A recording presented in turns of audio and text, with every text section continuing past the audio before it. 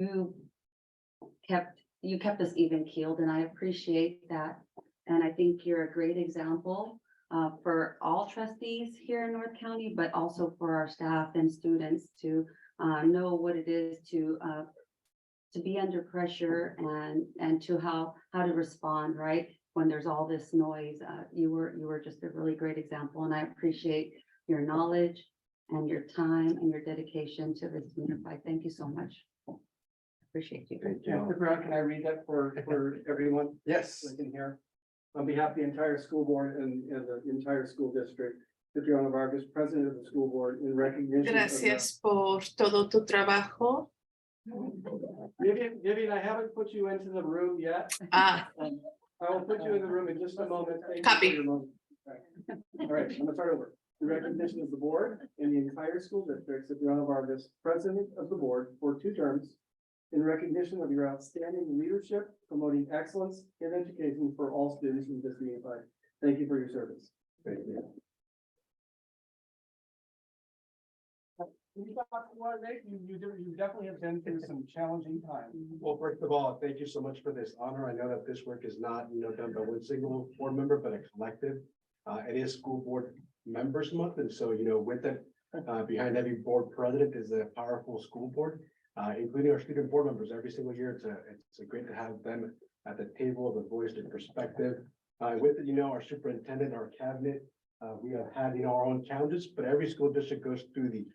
And just like any school board, we overcome, we push through, and we move forward, with students at the center. So thank you so much for recognizing me. It's truly an honor. Thank you. Thank you.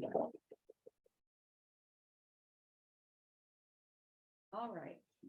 At this time, we have a presentation by the community members, but I would like to make an announcement. Greetings, everyone, and thank you for being here. Before we get started with presentation of public comments, I'd like to say that the board appreciates and supports stakeholder input at our meetings. Engagement by members of the public in civic matters is the cornerstone of our democracy. Everyone should have a chance to express their opinions within the guidelines the board has established for its meetings, so that we are able to conduct the meetings effectively and efficiently. And I just want to look at our values: respect, trust, collaboration, equity, and kindness.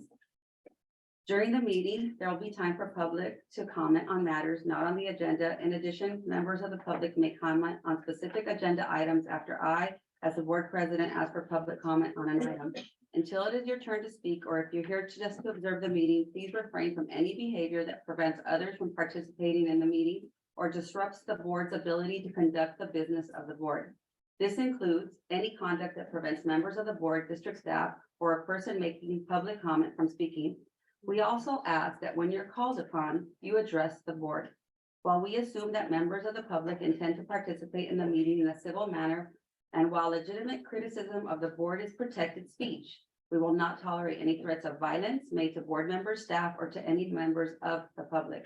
In the event of a threat of violence, the individual will be removed from the room whenever possible and will be referred to law enforcement. In the event that the meeting is disrupted in a manner that prevents the board from proceeding with the agenda items for the meeting, we may choose to recess the meeting until order is restored. If order cannot be restored after a recess, we may choose to clear the room, move the meeting to a location where it will no longer be disrupted, or adjourn the meeting. And now that I read that, do we have any cards for public No, we comment? do not. Okay, so moving on. Now we will go to the next item on the agenda, which is 7, the public hearing. We'll have our assistant superintendent of business services come up just to walk you through it. We do have a script for you. This is an annual event, and the script is right here. Yes. Okay. But we'll have Amy start. So the next couple of items, these are an annual requirements. So the district also maintains what's called the USD Improvement Corporation. This is a legal requirement because we do have COP funding, which is certificates of participation. These facility funds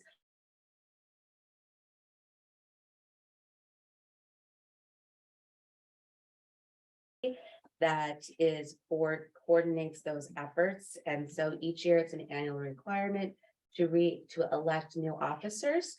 Historically, it's been the same.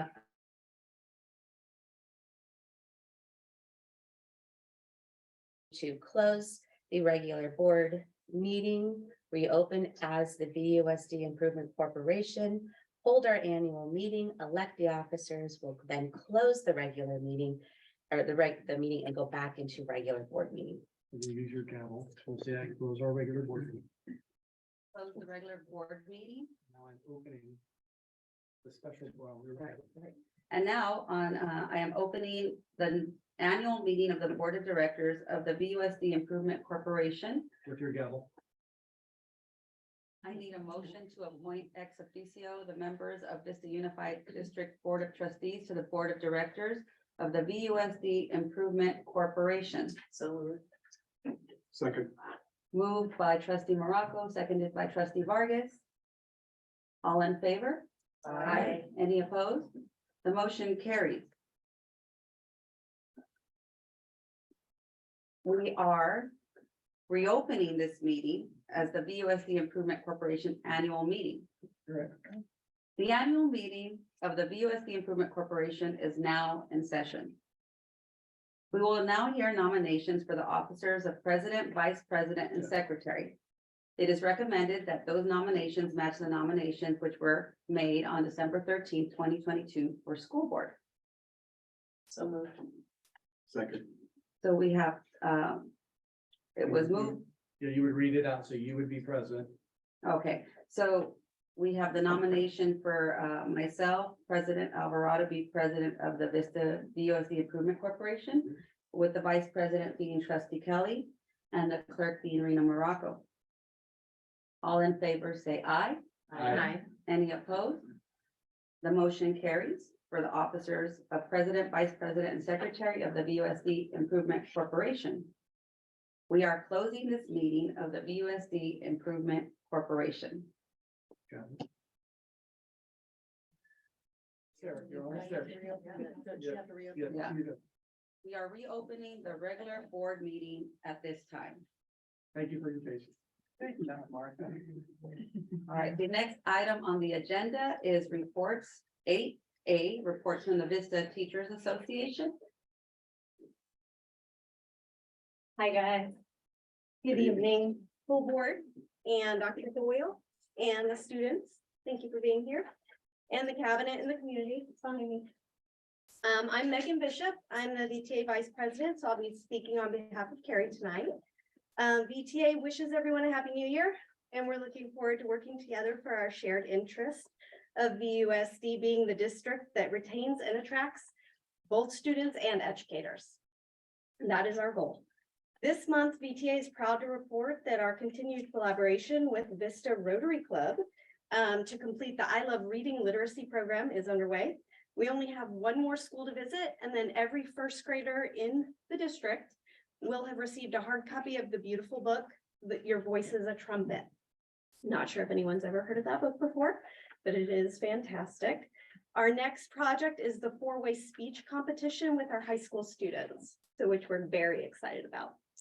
VTA is also very excited, me personally especially, about the district's plan for the 5 community schools, which I'm lucky enough to be a part of one of those, and how the community school rooms are going to be developed in the upcoming months. A lot that is being put towards that. I appreciate you coming out to visit us the other day. And as schools move forward with the furniture and the supply upgrades, which we're very excited about, we ask that you also keep building safety and security in mind, especially in light of the recent event that occurred at one of our continuation high school sites. This includes upgrading our facilities to not only assure that our campus and classrooms can be quickly and easily secured, but also to assure there's a safe and quick way to exit all of the classrooms in the event of an emergency. We want to ensure that all of our staff, along with our students, feel comfortable coming to school each day. And we want everyone to feel welcome, supported, and appreciated on all of our campuses. So not just the community schools, obviously. We look forward to returning to bargaining on January 26th. And we hope that together we can settle a fair contract It's a fact that educators in our nation cannot afford to live in the communities that they serve, unfortunately. While we discuss the blueprint of VUSD's future in regards to the adult profile, VTA wants the board to consider that being financially stable, being able to afford rent or mortgage, buy groceries, provide for one's family is part of an educator's profile. So let's settle a fair contract so our educators can do what is best for our students. Thank you very much for your time tonight, guys. It's been a pleasure. Thank you. Next on the agenda is 8B, California School Employees Association.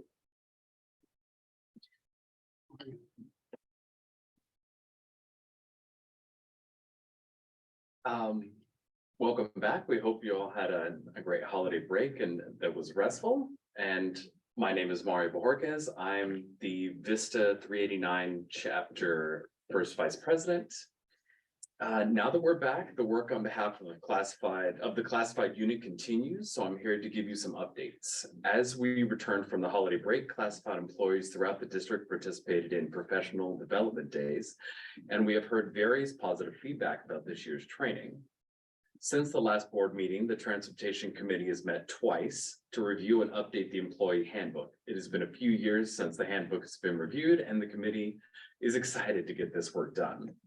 We've also been working with the district to address a variety of member concerns and to find ways to clarify operating procedures so employees and supervisors are all on the same page. Finally, tonight, you will be voting on the tentative agreement between CSEA and the district, and we hope that you vote to approve it. Thank you. Thank you, Mr. Bojorquez. Next on the agenda is 8C, the report from the District English Language Advisory Committee, or DLAC.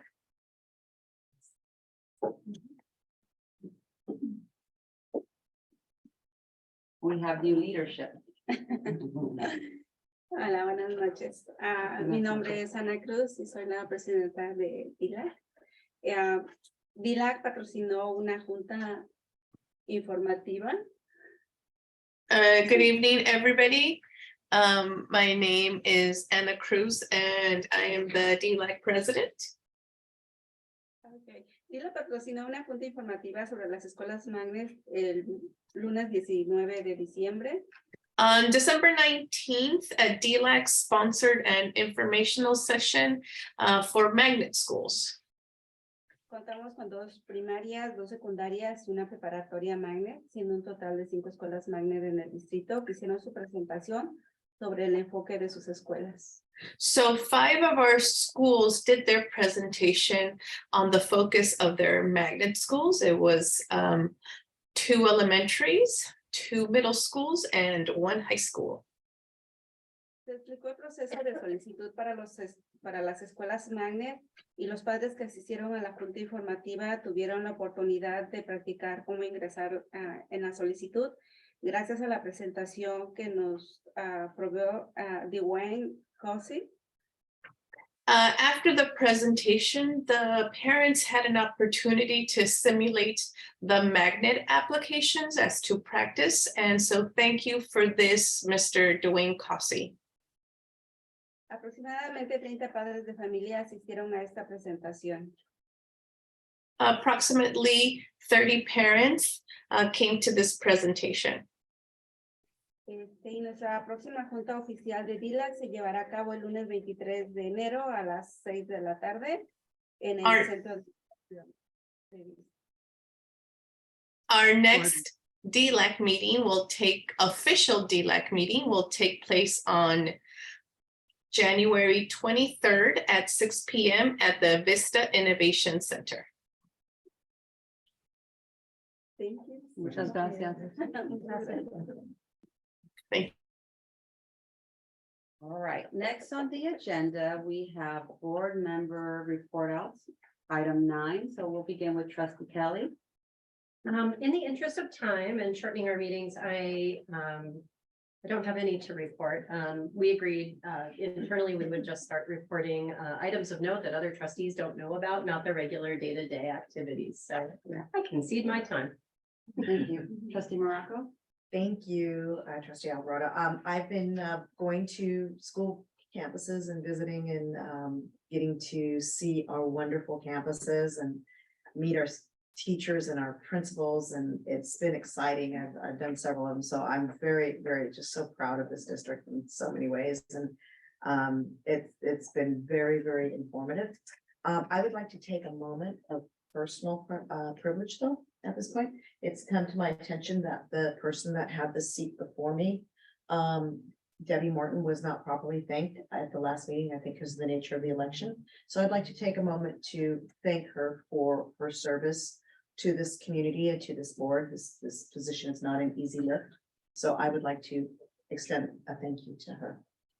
Very well. Trustee Vargas? Earlier this month, along with Rafael Lavida, we got to visit Mr. Academy down in South Bay. So once again, learning from other districts that have implemented dual language, and with them looking forward to the work. I know my colleague Rosemary, got to visit some elementary schools this week, so it's exciting to see that progress. Congratulations to the rising stars. And with them, look forward to hearing a report from our high school representative in the near future. Thank you. Just to add new ones to it, I know rising stars, always great. So I did attend the steering committee meeting, and it was at Alamosa Park this week. We visited the DLI classrooms and saw, so much good things happening in the classrooms.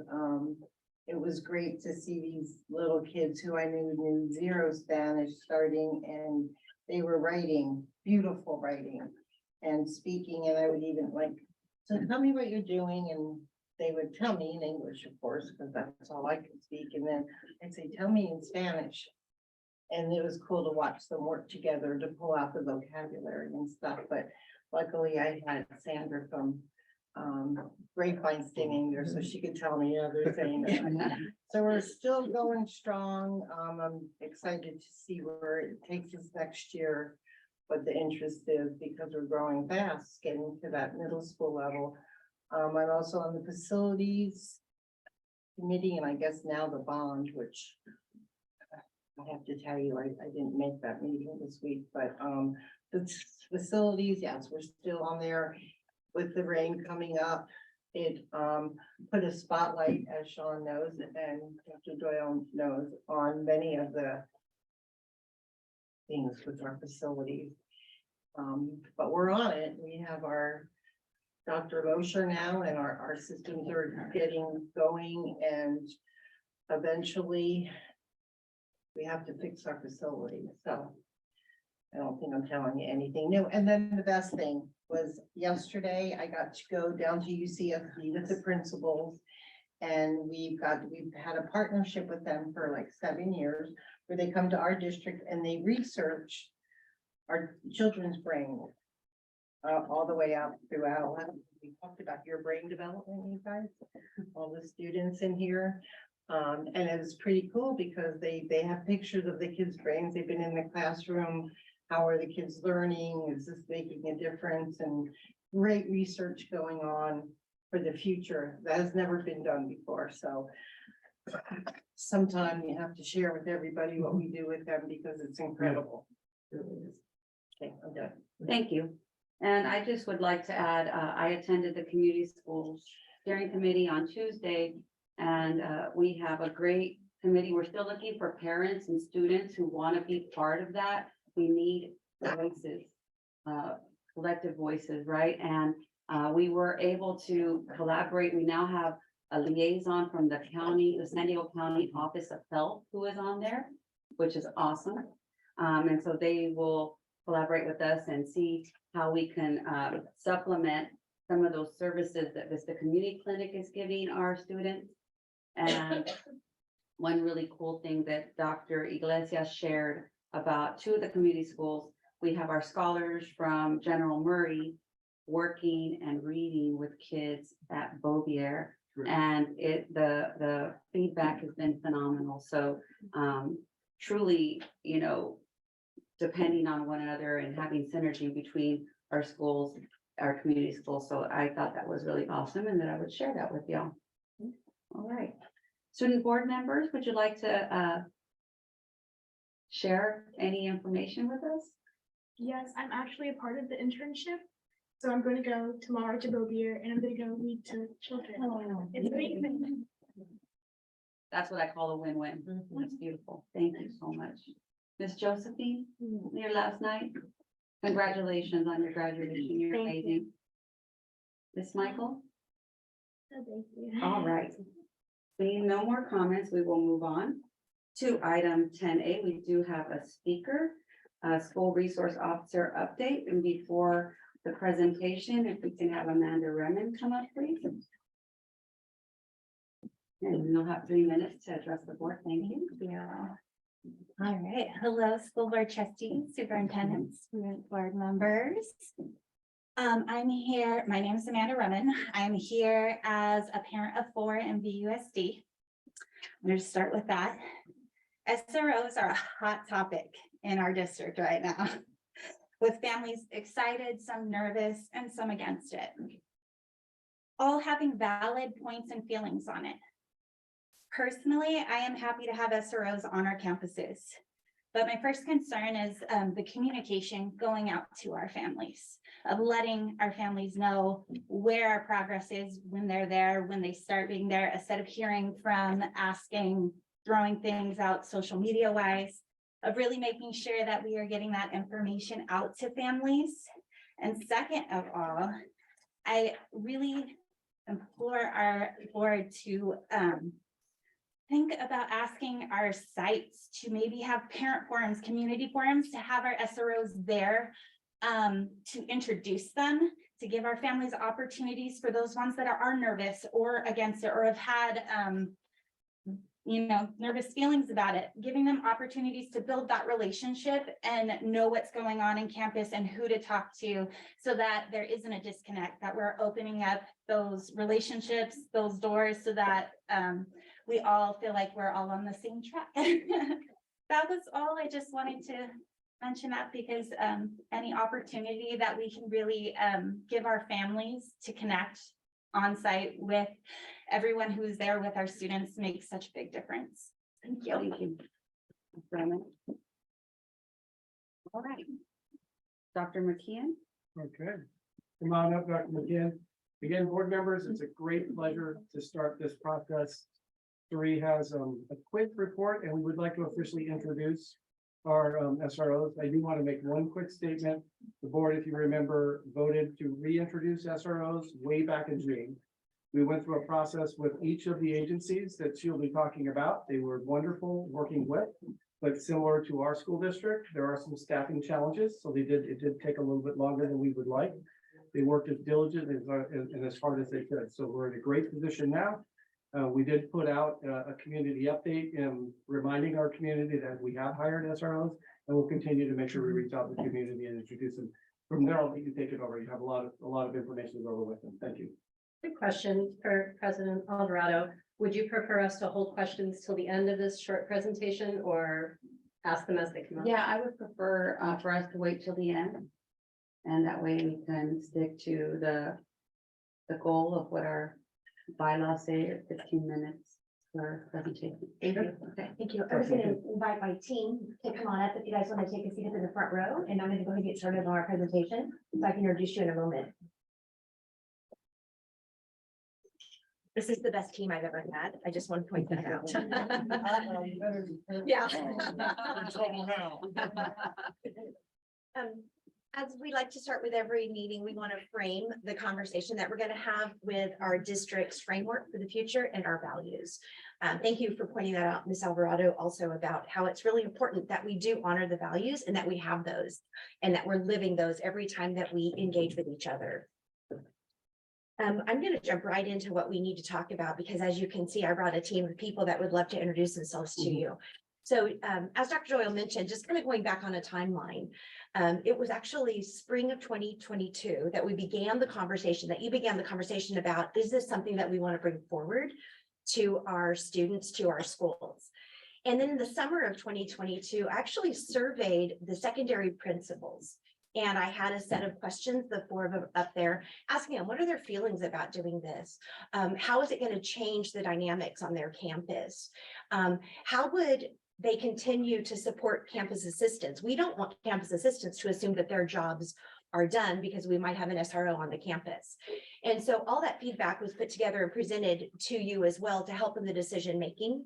In addition, one of the other things that I prepared for you was several articles.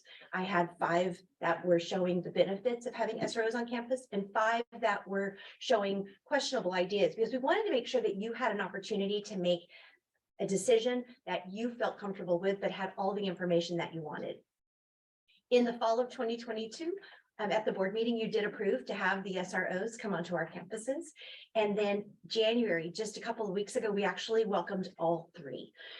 We have them at our 3 comprehensive high schools, but they are supporting other schools throughout our district. So at this time, I would like to introduce to you our fabulous team. So I apologize, I'm going to turn my back to you, lovely ladies. First off, I wanted to introduce some of our dignitaries that are here, and Dr. Doyle, I promise I'm not going to make dignitaries dance like we did at Impressa, okay?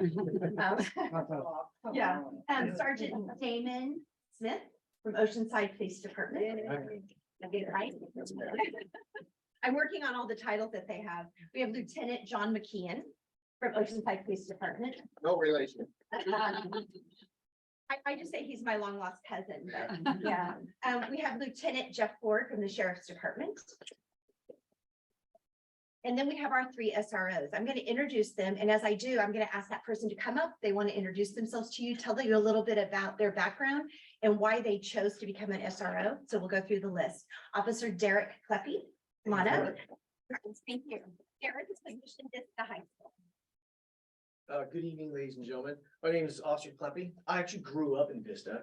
I grew up off of California Street, going to Bobier Elementary School, and I went to Vista Academy for junior high, and then Rancho Buena Vista. So I have a lot of deep-seated love for the city of Vista. As I went on through my life, I actually joined the military. I was 10 years in the Marine Corps, active duty, did a lot of different tours over there. And then I came back because I wanted to continue to serve my community. And I wanted to be somewhere where my family could grow up, where my family interact. I have a very large family. It's actually quite interesting going back to the school district, running into the same teachers that taught me and my brothers and sisters, and realizing that they're probably gonna be teaching my kids too. So my entire love for this school district is just my family's here, and I love it, and I'm being here. So I hope to establish that relationship, like you said. That was perfect, because that's exactly what we are. We're that resource that you guys want. So when these kids come to talk to us, or students or faculty, that's what we're here for. We're supposed to rebuild that bond, that knowledge to each other. Like, hey, what do you do? Because a lot of people don't know. I mean, that's the biggest disconnect is what do you do? It's like, hey, that's what I'm here for. So I apologize to take too much of your time, but that's who I am. And thank you very much. Thank you. I would now like to introduce Deputy Lauren Robertson.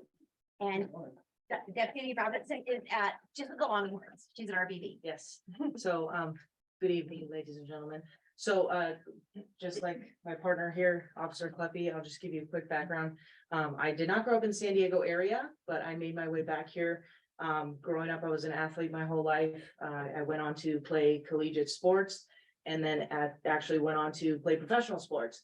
So had a great opportunity there. I worked at the university level in coaching and some staffing at the university. So really kind of started building that connection with coaching, with dealing with kids, recruiting processes, dealing with high school kids. I still coach youth to this day. I've been with the Sheriff's Department for 4 years. I've been an officer or deputy. I've been both for approximately 7 years. I have an extensive background in psychology and education with my degrees. And then on top of that, I just knew that going through the processes, being a field training officer, trying to bring up those new deputies, and becoming an SRO, really my goal, just as he said, I'll repeat myself, building relationship with these kids. I think it's important that they have a good role model. They get to see, the opportunities that they may have in this life to continue on, to grow, to, learn about us, understand what we do, and really be a part of that community. That's my goal as well. And that's why I'm in this position. I'll point it out again. You said it perfectly. We want that relationship to be built. I tell kids all the time, I've been there for a week and I'm just walking around at breaks, walking around between class, and I'm saying hey to kids. I'm playing catch with kids. I'm trying to make sure that they understand that they can come talk to me. They can feel safe with me. And that's really my goal, and I'm excited to be a part of it. So thank you. Finally, we have Deputy Alec Metner. and he is with the Panthers at Vista High School. Hello, good evening, ladies and gentlemen. It's hard to live up to those great speeches. A little bit of background on myself. I grew up here in the San Diego area. I went to school in the city of Poway. And that's where I kind of met my school resource officer, who ultimately ended up helping me become a sheriff's explorer. And that's what set me on my path into law enforcement, kind of my passion for this job.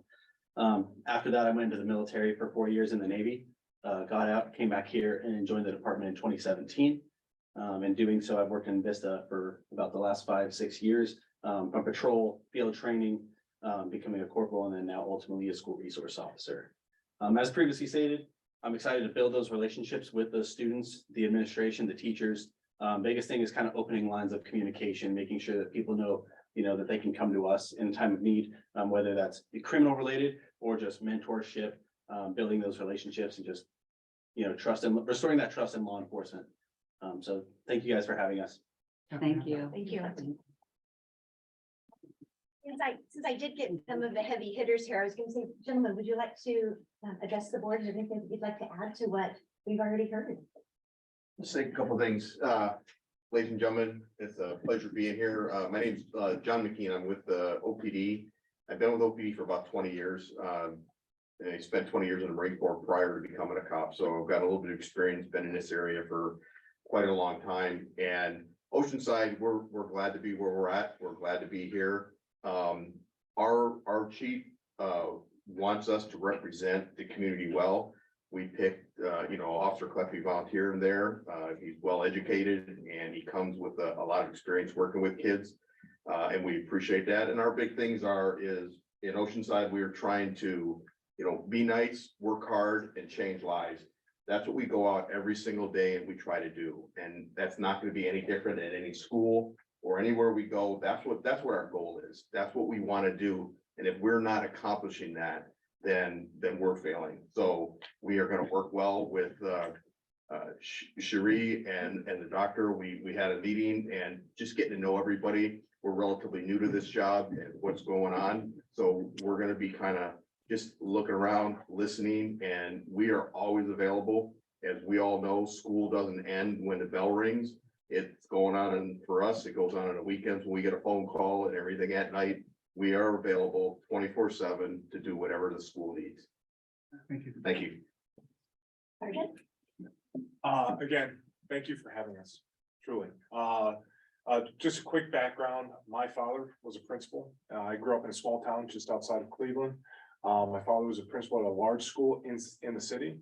My mother is a psychologist, and my stepmother is a doctor in sociology for Case Western Reserve and Akron University. So education is in my blood.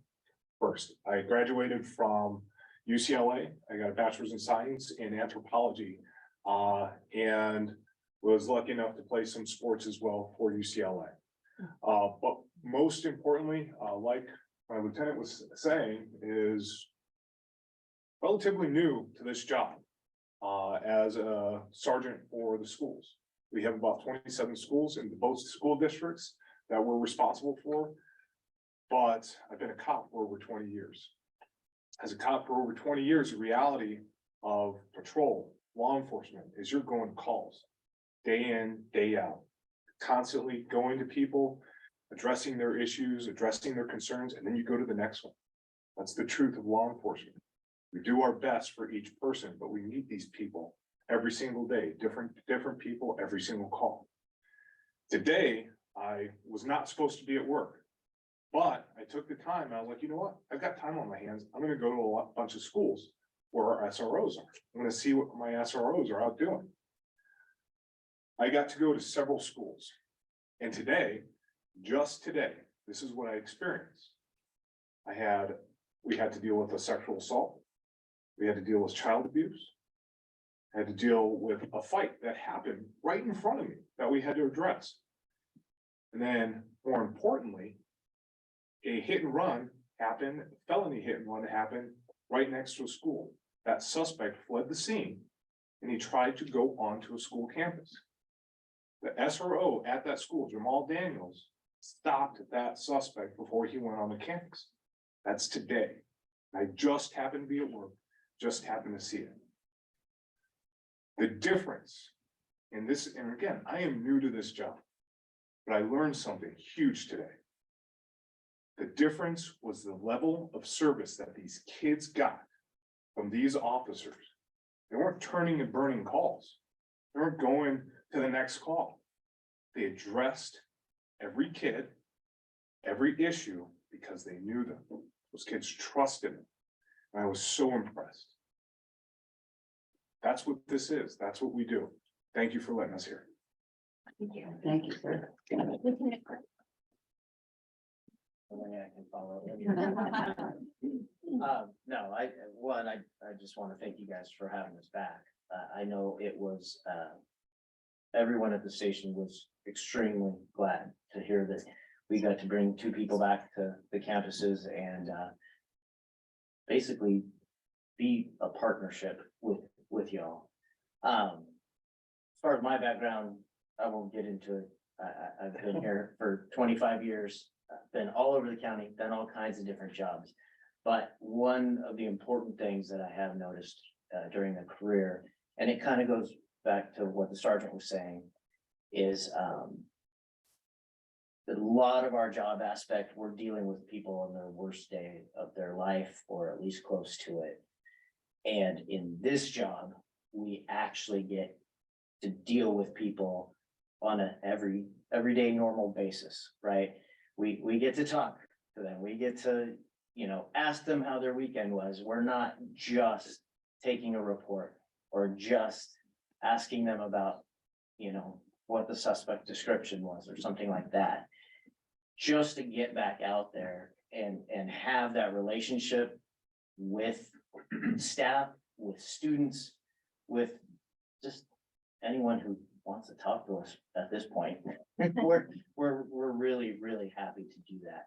And kind of lessen the anxiety and the fear that some people perceive from this uniform. Not everybody has that opinion, don't get me wrong, but we'd like to show that we're human too. And this gives us great opportunity. And like the lieutenant said, we're a resource. If you guys need help, come to us and we'll do whatever we can. So, Thank you. Thank you. Thank you. Quite a team, isn't it? Yes. I'm very excited. Thank you all, by the way, so much for being here. I really do appreciate it. What I wanted to, our guests kind of already touched base on what are the roles and responsibilities on the sites.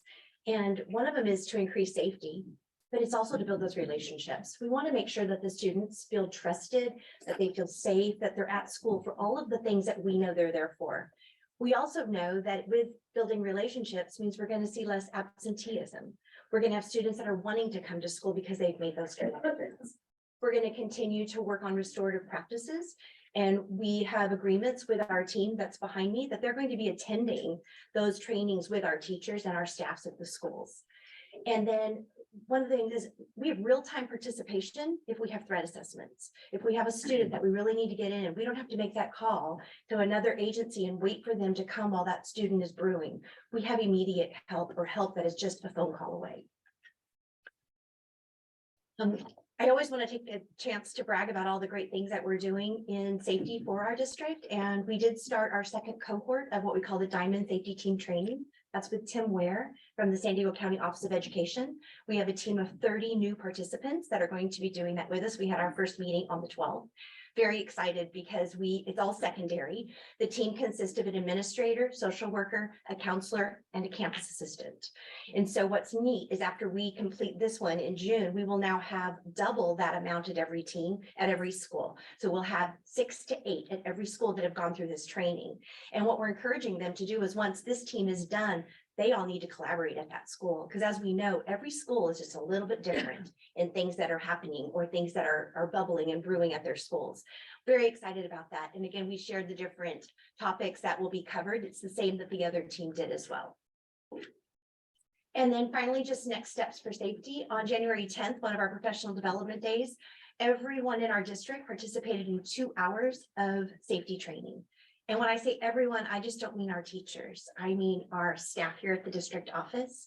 our IT departments, our grounds crew, everyone participated. And what would those things look like if they needed to respond to active shooters? Or if they needed to know how to run, hide, fight, barricade a door? Everyone got that training within our district. On January 12th, we, one of the gentlemen behind me already mentioned it, but we had a joint meeting. I invited the 3 SROs to come and meet with me because we hadn't had a chance to meet yet. Because as I mentioned, we all are just starting this journey. And next thing I know is they were calling and saying, well, my sergeant wants to come, the lieutenant wants to come. What ended up happening was we had both departments together, exchanging phone numbers, greeting each other, working together, talking about how can Vista Sheriff's Department and Oceanside Police Department work together for the students of Vista. It was a really powerful time, wasn't it? Some of the other things that we have coming up is comprehensive school safety plans, which we update every year. The principals are finishing those up. They're due to my department February the 15th. And so you'll be getting more information of that at the March board meeting. We have a reporting system for monthly, quarterly drills. We found that what we're doing is all the schools are doing great jobs on the drills, but it's that old fashioned paper copy that they're keeping that's required. So we created a Google form that we ask them to complete. It comes to me in real time. So when a drill is happening, I get something that's showing that that drill is taking place. Here's the neat part is we have it where it says planned or unplanned, because it also allows us to say, what was that unplanned? Then below that, it says, if it was unplanned and you needed to communicate to your families, did you do it and how did you do it? Because we want to make sure that we're being very transparent about what's happening on our campuses with safety. And then I know Dr. Doyle and I are very passionate about this, but we're continuing to get one more additional SRO from the county area, because we have some of our schools that are in the county of Vista. And so this will allow us to be able to service some of our county schools, particularly Rancho Minerva. So that is a goal that we're working on. Yes. And with that, we are finished with the presentation, and then we are open for questions for myself or any of our distinguished guests. All right. Fellow trustees, we're going to alternate. We'll start with trustee Morocco. Well, my question was, and this may be, the cost of this program. It's in the LCAP. Unfortunately, my computer is not, I got frozen out. I'm not sure how, so I couldn't pull up the LCAP to see if it's answered. What is included in the costs, for this program? It's obviously the salary for these wonderful. Amy, maybe you should come up and answer the question. It's a comprehensive package, so it's everything, all costs are included in it. Yeah, but Amy can give you more description. Thank you. I figured it was, Yeah, it also includes vehicle, gas, mileage, uniforms, Okay. all of the support that entails, for them to be able to do their jobs. Okay, great. Awesome. Thank you. Trustee Vargas? Yeah, a couple of questions. The first question, we have the county of San Diego expanding the mobile crisis response team, so just want to get a feedback from our departments on there. If there's a connection with our schools and how we go about that. Anybody is.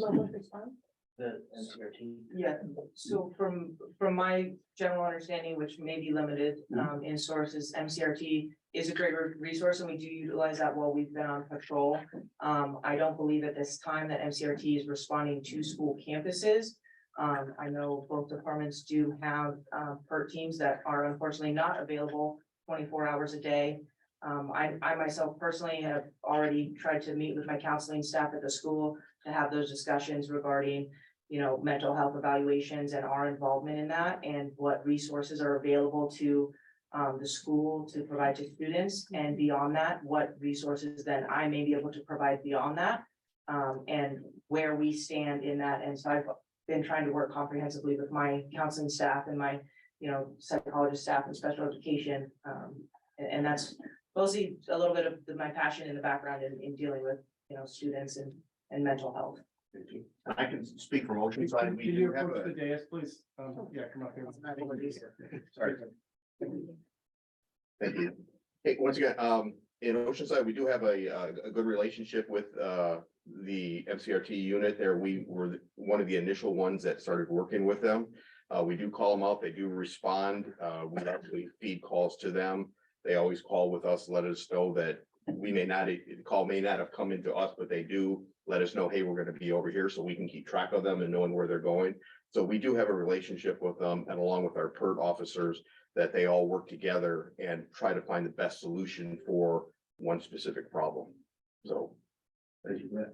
And then my second question is on community connections. I know somebody mentioned that, building relationships. I definitely echo those sentiments. I know that, there's been programming in both departments to have like community meetings.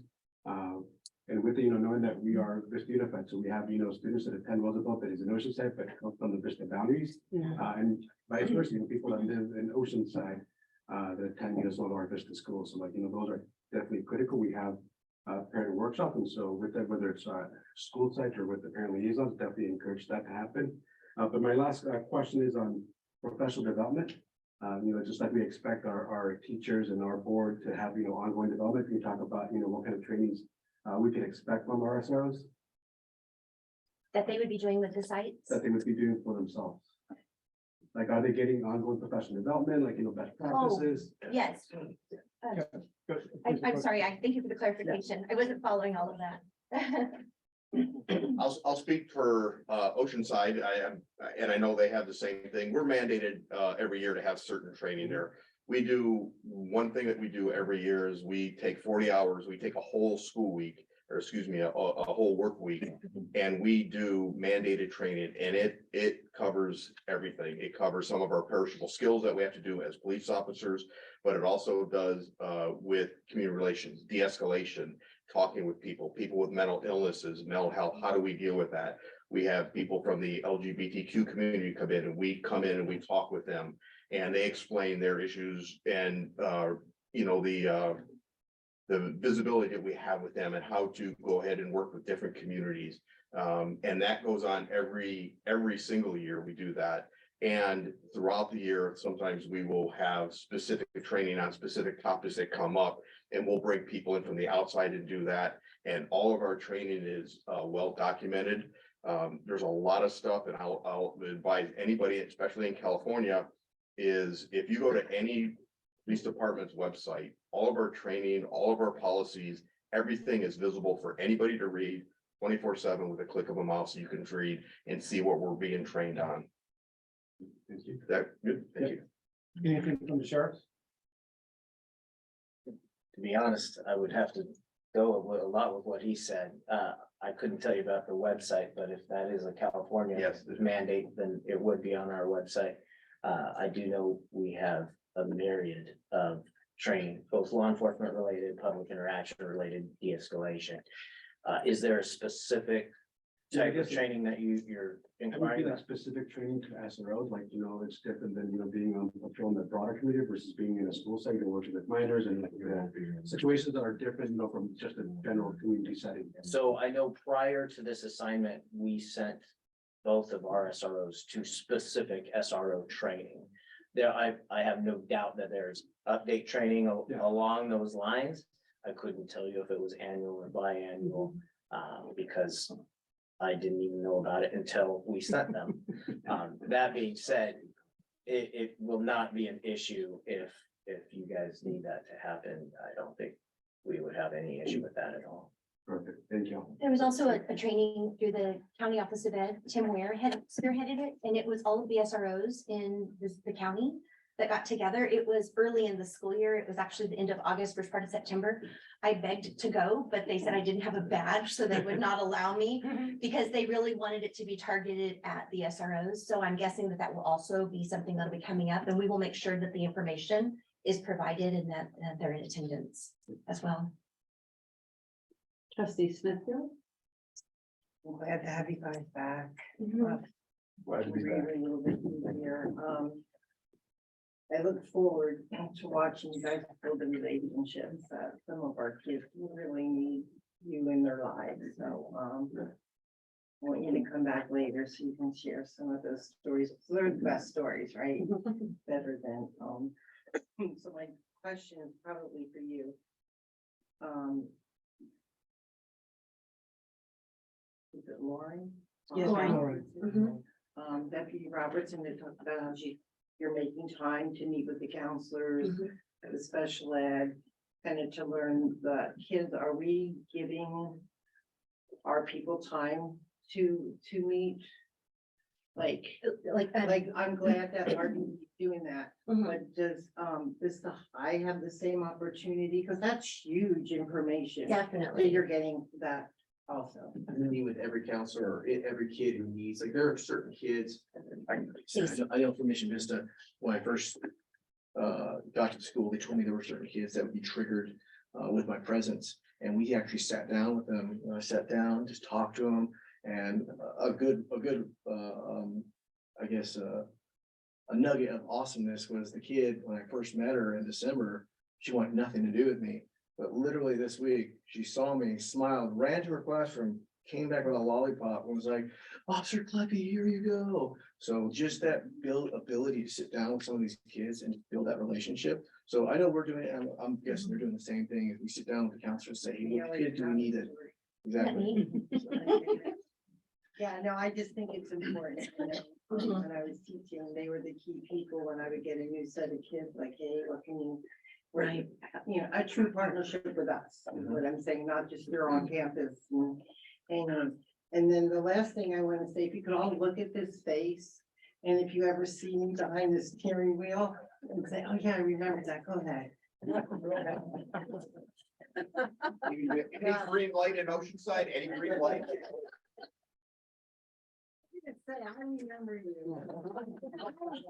Came back. Anyway, thanks, I'm very happy that you're back. Student Board Member Michael, any questions or comments for our SRO? Student Board Member Josephine. I do, just because I haven't seen them in my school, I have a few questions, like, are they gonna be there like full time, or like, how is it? Like, I'm so glad you are they asked. there for lunch? I made a note of the information, so I did talk about them being assigned to a particular high school. But Officer Kleppy also is supporting the secondary schools outside of that in Oceanside. So for example, Madison and Roosevelt, we have you at. So he's going right now and he's doing this, and remember, they've only been with us for a few weeks. And then we also want them to do is when they don't have a crazy day at one of those, we want them to head over to the elementary schools, meet the principals, meet the students. In addition, as we talked about with our sheriffs, they're kind of splitting up all of the other 19, 20 schools that we have. And so they have access to information that's shared, because one of them could be working with a student, but there might be a need somewhere else. So they're working in partnership a little tighter in that, but we do want to make sure that all the schools are getting those opportunities, but they're going to be housed at the high schools. We do have our two sheriffs that will be also supporting Alta and Murray.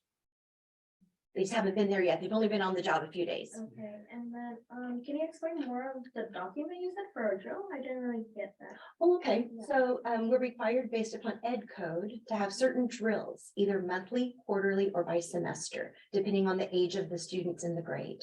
So for example, when you were in elementary, you probably remember we had emergency or fire drills every month. So what we're asking is that the principal or the assistant principal comes back in and completes a form. And so what it is then at the end of the month, I have a whole list of every drill that happened for every school in our district. Because then I can take a look at that and say, I wonder why that school hasn't done their drills yet. Or if I see that they're having multiple drills, it's a chance to have those conversations. So it's just a way for us to collect data, present it to the board and then to Dr. Doyle as well. And to make sure that the schools are keeping up with it. Ooh, that was good. Yeah. I didn't say that, you did, right? Yeah. But yes, it is. Sometimes checks and balances happen like that, where when you're asking that information to come in, it helps people to make sure of the things that they have to do. Thank you for that question. Student Board Member Melissa. I think my questions are answered. Trustee Kelly. I have two questions. I think in no special order, when we deliberated on this in the summer, some of the concerns that were raised included that sometimes there's a disproportionate amount of disciplinary action on students of color related to having SROs in school, and that the consequences can be very dire when it's a police intervention as opposed to the assistant principal. So my question is about what kind of reporting, what kind of data will we be looking at, and how frequently to monitor that we have no unintended consequences of our SRO program. I would like to, if it's all right, I'd like to call up my partner here. We actually talked about that the other day. About looking at some of our students, our minority students, and Yes. making sure that they're not being targeted in an appropriate way. It was actually a conversation we had. Do you mind if I refer back to him for a moment? You're right. You're right. Let's be perfectly honest. There has been data to show that, and it's not just in police interactions in schools. This is police interactions in general. And whether it's, unconscious bias, implicit bias, or even the fact that you have more officers in minority communities. There's a lot of different reasons that can happen. But what I can tell you is that these officers, first off, I've experienced it. I've gone through, as a minority officer myself, I've experienced racism, outside of this job. I've experienced racism in this job. I've experienced racism at schools. My first school was in a rural town in Ohio. I was very different than most of the people there. But what I can tell you is that Officer Pleppy, I actually trained him myself. I was his field training officer out in the field. And that he is going to address the students the same, no matter what race, color, how they identify, whatever they are. He will address them as students, period. I can tell you that because not only that's how I would do it, but that's how I trained him, period. In addition to that, we get training on that. To speak to what my lieutenant actually talked about, from the gay community. We actually have a liaison come in and talk to us about these things. We have another liaison come and talk to us about unconscious bias and the reality of what it can do. And so if we recognize it, if I tell you, you're right, it exists. We recognize that we have to check ourselves if we start going down that road, because that's the truth of it. But as long as we recognize that it exists, we will do everything to combat it. And I promise you that. Well, thanks. I do appreciate that. Thank you. And I know it's our responsibility as trustees to not just, put a program in place, but to also monitor its effectiveness. And so, I guess, thank you. That addresses a lot of my question, but the part that's unaddressed is, on an annual basis, will we be examining data, discipline data? We will be at putting our things site? together. One of the things that my colleague Sandra Seha has been doing is really working with our schools to understand just because you find something doesn't mean it's automatic 5 days out of school or expulsion. Really looking at what ed code says, because that really needs to sometimes be our driving force, is our ed code as well. So we will be putting that together. We'll be looking at our areas to see, is there a particular spot that type of stuff could be put in separately, or is it something that is already an area that's there that we'll just be embedding that even more? So we'll get back to you on where and what that might look like.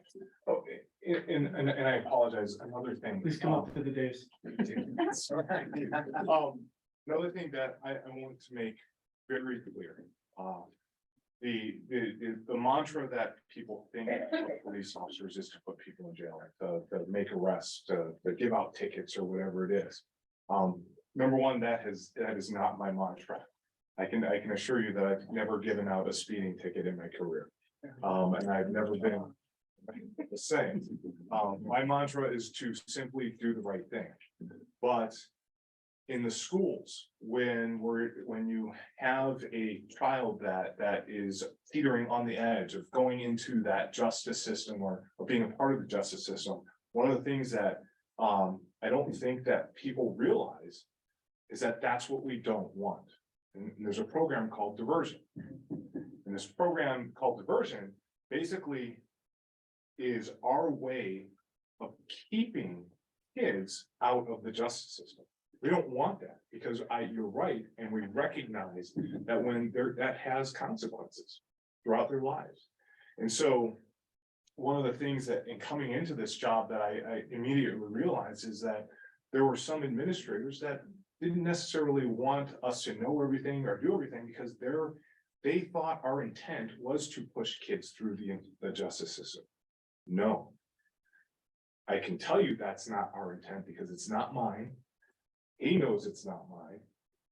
And all the other officers that work for me, it's not theirs as well. We don't want kids to go through the justice system. If we can get them to go through the diversion program, to be handled by school, that's the best way to do it. I agree.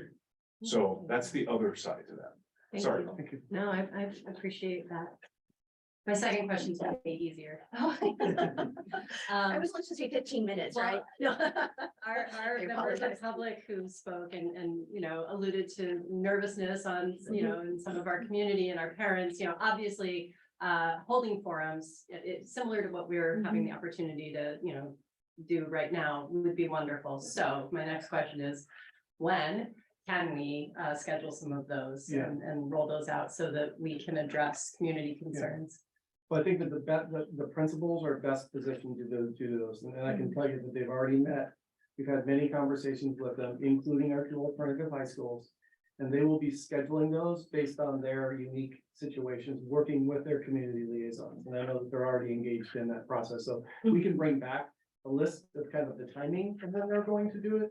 I've spoken with them, they're aware of the situation, and they will be doing it, and they will be using a variety of forums in order to really capture all the parents, because not every parent comes to a forum when you have a forum.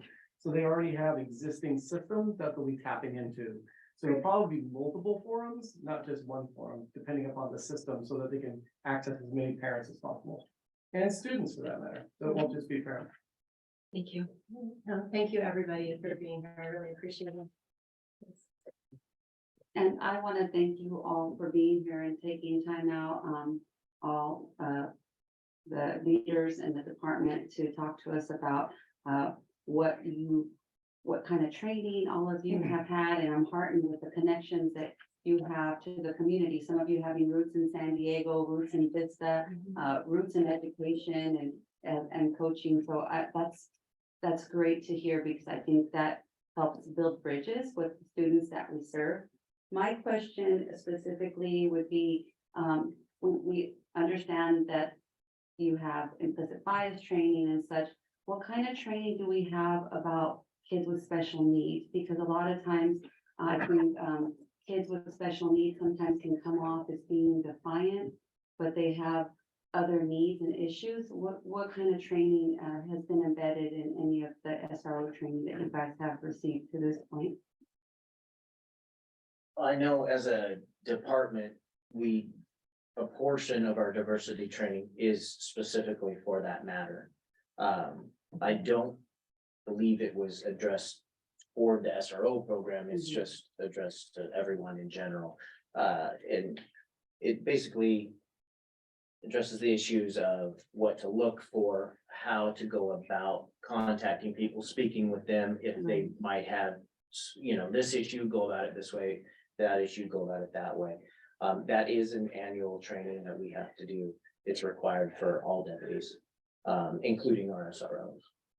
As far as SRO specific training, if that was part of the class, you could elaborate on that, but I'm not aware.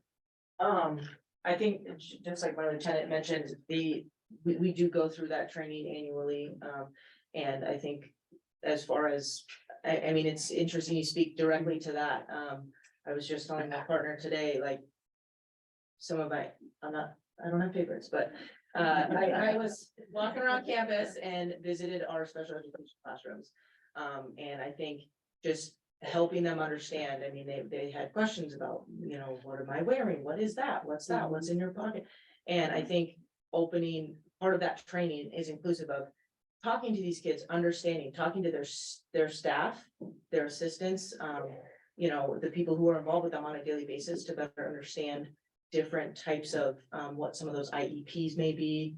We learned more in that training about, you know, IEPs and, you know, students with whether that's an emotional delay, developmental delay, or otherwise, or physical delay. So though we are trained on that, I think our training is inclusive of just what we want to do with those students and how we want to interact with them is really about our presence and going and speaking with them and having those one-on-ones, starting to understand the staff. I know that was one of the first people I spoke to on campus was I went straight down there and I said, hey, who am I dealing with? Who are these kids? Right.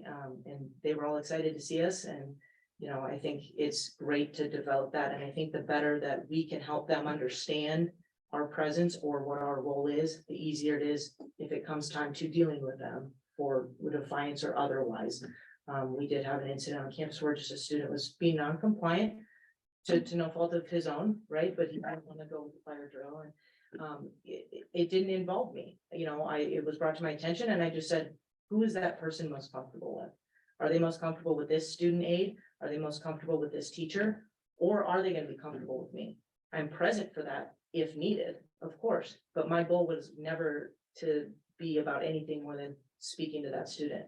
And I think that's part of our training is really, I'm also part of the crisis and hostage negotiations team for our department. So talking to people is a lot of what I do. And I think that's the most important thing, and just recognizing and taking the time to understand. And that's the advantage I think we have while being on campus, as we've addressed, not going call to call to call. We can take that time. We can take that time in that scenario to talk to that student, to get anybody else involved that we need to be able to better talk to that student. So I think that's part of our training with the SROs is time is on our side, and having those other staff members who help us recognize those things and having a relationship with them as well. So they can come to me and say, this student struggles with this, or this is what we're dealing with here. Thank you very much. And I think that concludes the questions, a lot of the questions the other trustees asked and such. So thank you so much for coming and sharing your stories with us. Have a good day. Thank you all for. Thank you. I really appreciate it. Thank you again for coming. Don't feel like you have to stay. I'm sure you're right. I got my kids at home. I gotta get. Please, please. Waiting for the donuts.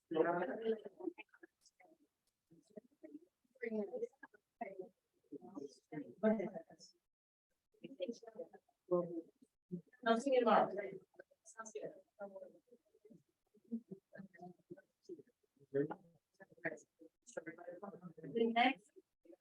The next item on the agenda is 10B, the Measure LL Facilities Bond Micro Workshop. All right, Grace, come on up, Robert, come on up, and so, President Reed, you can, introduce the student. Right now? Okay. And seeing that it's almost 8 o'clock, I would like to release the students to go home. You're welcome to stay if you're interested in anything that we will be discussing, any of the presentations, but I know that y'all have lots of homework to work on and you need a good night's rest. Thank you. So I'd like to direct your attention, students, to stand and stay out in the back. We have a couple other teachers and administrators that can sign your form. Thank you again for coming. And if you could bring your forms outside the room so that we can continue with our meeting. All right, so as we begin, thank you, Madam President. We have Dr. Sean Locker here with us, Chief Operations Officer in Grace. We did make an adjustment to our workshops. It's now called a micro workshop, not a mini workshop, and it's important to note that we'll give you information during the course of the weeks, so that you have all that information for the purpose of scaling down the length of this. And the purpose of the micro workshop is that you are front-loaded with the necessary information you have in order to make an informed decision later on in the agenda when you vote on the matter. So the only items that you will see in the micro workshop are the items that directly relate to the items you will be voting on. With that in mind, I'm going to hand it over to Dr. Loescher. Take it away. President Alvarado, Vice President Kelly, and members of the board, thank you so much for our first micro workshop, which will consist of 10 slides, which will be quite the change for all of us. But again, just a broad overview of the things that you'll find either on consent or as an action item this evening, which will include the consent item on Vista Magnet Middle School and the relocation of MTOAP and the AT&T lines, board actions as it pertains to several projects that are closing out, and some final change orders that are associated with each of those. So we're here to be a resource to answer any of those questions and to present through. We will still be sending out our really comprehensive reports that we do with the CBOC, that Citizens Bond Oversight Council, that we go into depth on all this. So you'll still have access to all of those. But we want to shorten things up so that we're able to share this information with you. So with that, we're going to turn it over to Grace, our bond program manager, to walk us through each of the items. And we're here as a resource to answer questions that you may have along the way. Thank Grace? you, Dr. Loescher. Thank you. Hello, awesome board members. So as Dr. Loescher had mentioned, Vista Magnets, we have AT&T there. And it had to be moved and relocated, so that's why this contract had to be brought. Because it's in conflict with the new improvements that we want to do. So as Dr. Locher said, that is one of the consent approval items. Action items. Anybody have any questions on this? Okay. Rancho Minerva Middle School, and yes, this is a PLA project. We're basically finalized out all of the cost on this. And from the history of, we try our best to get the projects under budget. However, there are some instances when you encounter certain things that you did not anticipate, even though we try our best. And this is one of the projects that happened to go under that category. And last year, we've already preempted and gave information on the reasons why it was going to go over budget. However, this also was an opportunity. This project became a pilot project for how our landscaping and grounds can redo and set a standard for the rest of the district-wide campuses. And also, this one is basically, there's things that you can't see underground, and you try your best. And of course, as you know, the shade structures, the positive side of it, we were able to bring shade structures that decrease the temperature on the campus quite a lot, and created additional opportunities for outdoor learning spaces. And so, there's pros and cons, and we try our best, and our contractor try their best to do what we can to mitigate and minimize the impact as much as possible. This also is an approval item. And obviously, in conjunction with, ideally, if this is approved, that we can close the project and record it with the county. There's a couple items on this that are unique that we should point out. I'll have Dr. Locher address them. The first one is, even though it went over budget, the large majority of the overage was a result of the proactive decision on part of the board. It actually wasn't the problem. It was that we wanted to add some scope to it. So perhaps you could tell them that, and then also allude to the fact that this pilot project for the landscaping directly is addressing some of the rain situations, and that when we apply what we learned here to other schools, we can avoid some of the situations we had at our school just this weekend. Go ahead. Thank you very much, Dr. Doyle. Yeah, there's two aspects in terms of the change orders that did occur here. First are change orders that occurred because utilities weren't located where we thought they would be located, and other items that might be more routine in nature. You do anticipate those, you attempt to budget, but the vast majority you're seeing, you'll see are owner requested items. These are items that we discussed when we looked out at the project, and we looked at how we might be able to do things differently at the school in terms of opening up outdoor learning spaces by creating additional spaces that are cemented over, and then new ways of doing planter boxes and other items. So that way we would have a place to pilot a new district standard program. And we have been doing that at Rancho Minerva, and it addresses rain in two ways. First of all, it's addressing rain when we don't have it. The new standard, and we're going to be ready to release more information about this. The study is just completing. This is what's called a dry scape standard. It's degenerated granite that goes down, it's compacted in with drought tolerant native plants to California on drip irrigation. So the first is when it doesn't rain. How are we going to reduce our water usage? We have a board policy regarding green schools, but we need to establish goals inside of the Climate Action Committee, which meets next Tuesday. We're looking forward to seeing the two of you there and talking about how do we get to those goals. The second way it addresses rain is with what just happened, which is when it rains here in California, it tends to pour and saturate. Over 6 inches in most of our schools in under 24 hours in some cases, which we aren't necessarily designed to do. And we see how this particular project leads the way for us down the road. So this looked at new architectural landscape standards, and those are in place. So how did Rancho Minerva fare in this case? Well, Dr. Doyle and I personally on Monday went out and walked to look for ourselves. How did Rancho Minerva fare? Well, completely different than almost any other school site. Very different. And it's visually an indication you see when you walk on. The drainage is a different type of drainage system. They're called dome drains. They come up and over rather than lay flat. So that doesn't allow for leaves and gunk to get in on top. Instead, it raises to a standard and goes over. There was no flooding at Rancho Minerva, which has encountered it. There were no items to be done. When we look at other school sites, that was not the case whatsoever. Things backed up. Now, we didn't do all of Rancho Minerva because it was a test. So what happened on the other areas in Rancho Minerva when we went to the areas that weren't treated?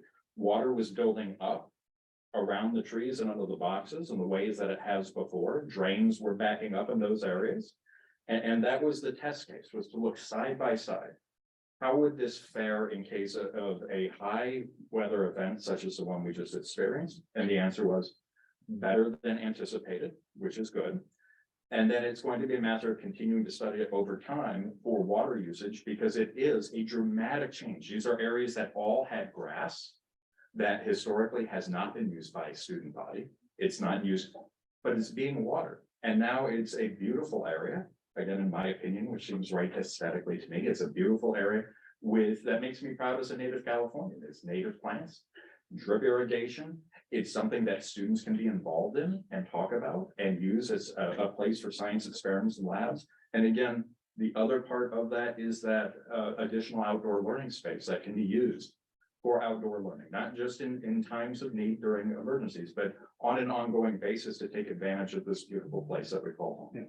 So I think I wanted Dr. Lucian to elaborate on that, because what we would like to bring back to the board is a recommendation for our sites that typically get hit hard during high rain events, and we can apply what we've learned at Rancho Minerva to those schools. So more to come later. All right. All right, next slide. All right. This lake. So Lake is one of those projects that also is a PLA project, and during the summer, we basically we had to de-scope it. As what we encountered, and the district is doing another project, and the restroom itself is going to be on site this year. This one is just closing out the Measure LL portion of the project, which addressed ADA. Because making sure that it's accessible, this new restroom location will be accessible. We had to comply with DSA requirements, Division of State Architect permitting. And so this project did come in under budget. And so this is also on the action item to approve this project so that we can close this out and final it. And so now we segue into why do we do notice of completions? Well, to close out a project, and this typically would have to be recorded with the county. And it also segues into all of the paperwork in regards to a district needing to make sure that you close your projects out so that you can go out for more projects. Because we need to make sure we complete what we started. And so this Lake, Rancho Minerva, Lake, and Madison are all on the docket to be notice of completion to be approved by our board and for us to be able to record it with county. All right. We have feedback or questions, and this time we will start with trustee Vargas. Your questions. Trustee Smithville. I do, just because a few years back when we had our discussion on PLA, we were pretty sure that our PLA projects would come in under budget. So our lake project did, and if I heard you right, Dr. And I'm saying to clarify the community. Yes. That's the thing. So what you were saying was the overage at Rancho Minerva was not due because of the people who were working on it. It was because we came into things, and the reason I'm asking this question is because we originally said the project was going to go for too much and it went over budget. Yes. So if we have a discussion for PLA again, that will be a topic. Yes, Come up. we can clarify that. So, Okay. so let's clarify so you're clear. And we have the slide up so that you can see it. The project did go over budget, but the majority of the over budget was an election of the board, and we can have, Dr. Lucia can clarify it right here. So you can clarify for them the aspects that went over and the aspects that the board chose to go over. Yeah, when you asked two specific questions, and I want to make sure to answer. The nature of the question that's being asked, as I understood it, is, are these coming in under budget or over budget perhaps because of PLA? And I don't believe that an examination of these two projects would answer that question for the following reasons. on this project, when you see $168,000 owner requested changes, that was at our direction for something that's irregardless of the PLA. And when you see 38,000, 39,000 in contingency balance overrun, that had to do with unforeseen conditions. So to speak about that in terms of PLA would not answer, we can't speak to that. The opposite side of that is what you brought up. If we look at Lake, and you said that at Lake we were under, but that's not because of PLA either. We scoped the project. So in order to answer the nature of the question, perhaps if coming back would be to do a different level of analysis if we want to examine PLA projects from that aspect. But I don't believe we would be able to look at these two projects and answer a question regarding PLAs because of the nature of descoping one, which is what led to it. The question might be in descoping it, why is it descoped to the specific amount? Could it have been descoped more? Other questions. It's descoped a specific amount because that's how much we thought it would take to renovate a particular relocatable. That relocatable, it turned out, was not in the condition that we thought it was. And that was irregardless of the PLA. And looking at the other one, the unforeseen condition was in the ground. That would have been there if there was a PLA or not. And our changing the scope was at our direction. So I would ask for the opportunity to look at a different analysis to answer the question regarding PLA. And the reason I asked that at this point is because I believe that discussion has to come up again in a short time. Yeah.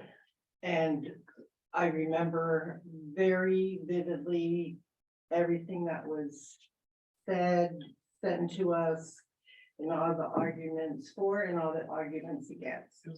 So when we come back, I would like to have our information to base my decision on. Yes. Thank you. Absolutely. Trustee Kelly? One question for me, and it's in the Vista Magnet relocation of the fiber pathway. Is there a financial impact to the district for that relocation? There's an added cost, which is on the approval. It would be an It's on the unforeseen. approval item, okay. Yeah. It would be an unforeseen. So it'd likely go through contingency.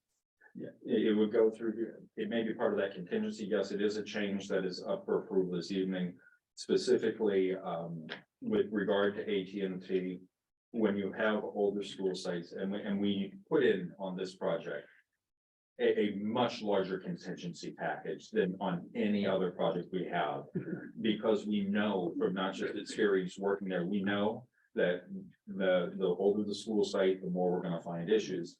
Yeah, so probably, and then in addition, what we found at this particular school site was something we hadn't encountered, which is AT&T and Cox, because of the number of turnarounds and ways that utilities had been laid over the year. They were in direct competition with each other. They had, commandeered each other's conduit. They had done all sorts of things. Then when you look at the plan, the most effective way to move forward from where we are is actually to take the whole AT&T item and move it. So that would be part of the contingency. But yes, that is a cost, but it would be inside of that contingency. Thank you. Trustee Morocco? This actually might be an Amy question, but I'm wondering if, when we add in these contingencies, and a lot of times we come in sort of under budget because we've had those. Are we taking those contingencies to put in for this one that we are going over the ranch Minerva shade improvement? Is that? Yeah, so in general, when we have contingencies on a project that we don't realize them, the budget realizes, the district realizes that back into the funds that we can utilize. When you see that something is over, it's because the contingency for that project is exhausted, and we're coming back with that change because the contingency inside of that is exhausted. Overall, just as an overall performance of Measure LL, we're under budget. Okay. Yeah, the ongoing is we are under as an ongoing basis. Now, where that will land when there's other projects coming up down the road, we'll be transparent and come back to you with each of those. But yes, we realize that. All right, thank you. That's it. I guess it wasn't an Amy question. All right, well, we will have one item on the consent calendar. That's the Vista magnet relocation of the fiber cable. The rest will be action items at the end. And so we had questions and feedback. No, well, the feedback was to get a report to us based on the. Perfect. All right, that concludes our bond mini workshop 11B. You guys need a restroom break? Sure. All right, so we will take a recess for 7 minutes.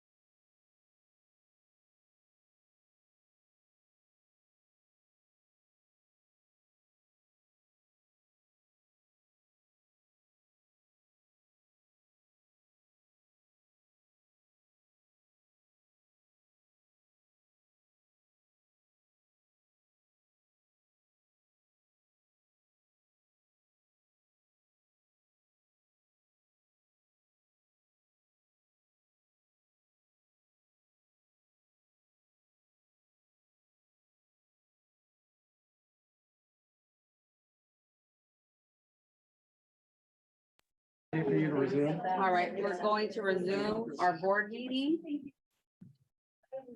The next item on the agenda is the consent calendar.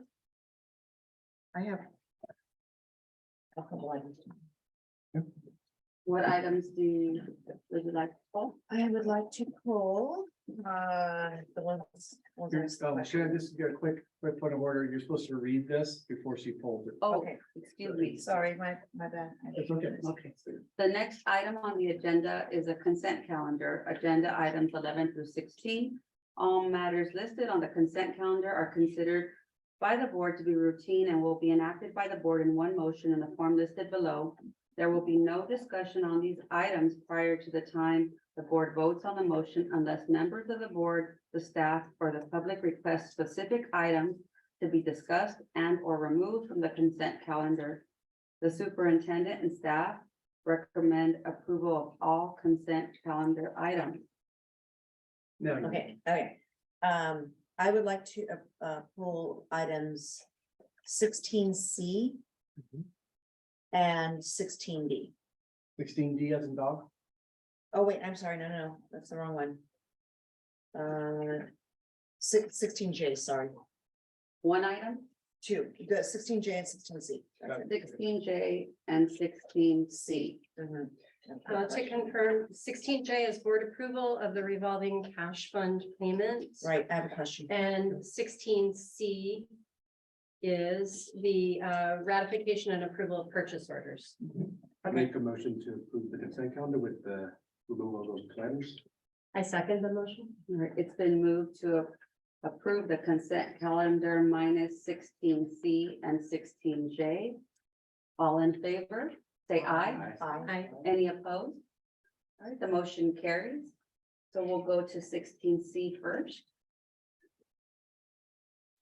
Okay. Let me pull that one up real quick. Michelle. All right, so after conferring with legal, I have found out that oh, wait. I'm sorry, I pulled the wrong one. No, 6. Purchase order? Oh, yeah, okay, I'm on the wrong, I'm sorry, my bad. 16C. Just to clarify, is 16C still the, Yes, Item it you is wanted to- 16C, I just got it on the wrong. Do you have The any? wrong one. I know, why? It's on the agenda, look, 16C, This is the item I have displayed.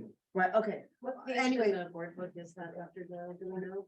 I think we can tell you. not weird? it's the purchase order board report. All right, so it is the correct item, and I am just going to, after conferring with legal, I do not need to recuse myself, but, Board members, it's page 109. Thank you. but I have to, it displayed on the screen as well. avoid the appearance of impropriety and a conflict of interest, I will, abstain from voting on this item. So that's why I pulled it, so you guys can approve it, and I will abstain. All right, so can I, can I get a motion to approve 16C? I make a motion that we approve 16C purchase orders. So moved. Second. It's been moved by trustee Kelly and seconded by trustee Vargas to approve 16C. All in favor, say aye. Aye. Any opposed? Abstentions? The motion carries with 4 ayes and 1 abstention by trustee Morocco. The next agenda item is 16J. Okay, so I pulled this item. I think I'm on the wrong board. Let me read, No, I know what it is. My question was about Revolving cash. the driver meals, and not, so I understand that there is actually like a cap for the drivers for when they have meals, but I noticed that there was a lot of discrepancy and differences in the dollar amount.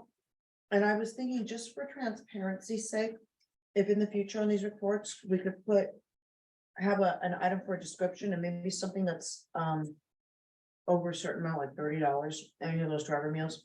There could be just a brief description of how many drivers that fed and what the event was for. And then that way, going forward, well, I mean, because some of them, like, some of them are like $13 and some are like 80. And I understand that there's a cap per driver, so a lot of times these are like you have a driver that will go out and buy a bunch of meals for all the other drivers that are at an event, like if it's a football game or something like that. So there's a daily allowance, and so it depends, are they driving over lunchtime, are they driving over dinner? Let's pause this for a minute, because I'm not sure every board member knows what we're talking about. We're talking about bus drivers, so do give them a little bit of background on this. Correct, so what you see here, and you'll see it periodically, is when bus drivers are required to go on a field trip. On weekends and evenings, we have to reimburse them for meals, and so the amount why it differs is it depends on what they eat. There's a maximum amount allowed because we do have a board policy, travel and conference board policy. And so it just depends what they ate, you know, if it was a lunch, it was a breakfast, was it dinner, was it sometimes like if they go up to Disneyland for like the senior events, it could be a full day, so it could be 2 meals. And so, or they might, when they turn in their receipts, they might wait until they have 2 or 3 trips, and then that's why you see an $80 one, because that would be more than 1 day's reimbursement. So it varies on how and when and how often they submit their expense reimbursement. I'm just wondering if there would be an area under the memo on this report where it could just say how many meals it paid for. And that might be helpful for clarification, because I look at this and I'm like, whoa, why is there? And I know, you know, after talking transportation, I understand that I understand what's going on and that there's nothing wrong, that there's no reason, these are great.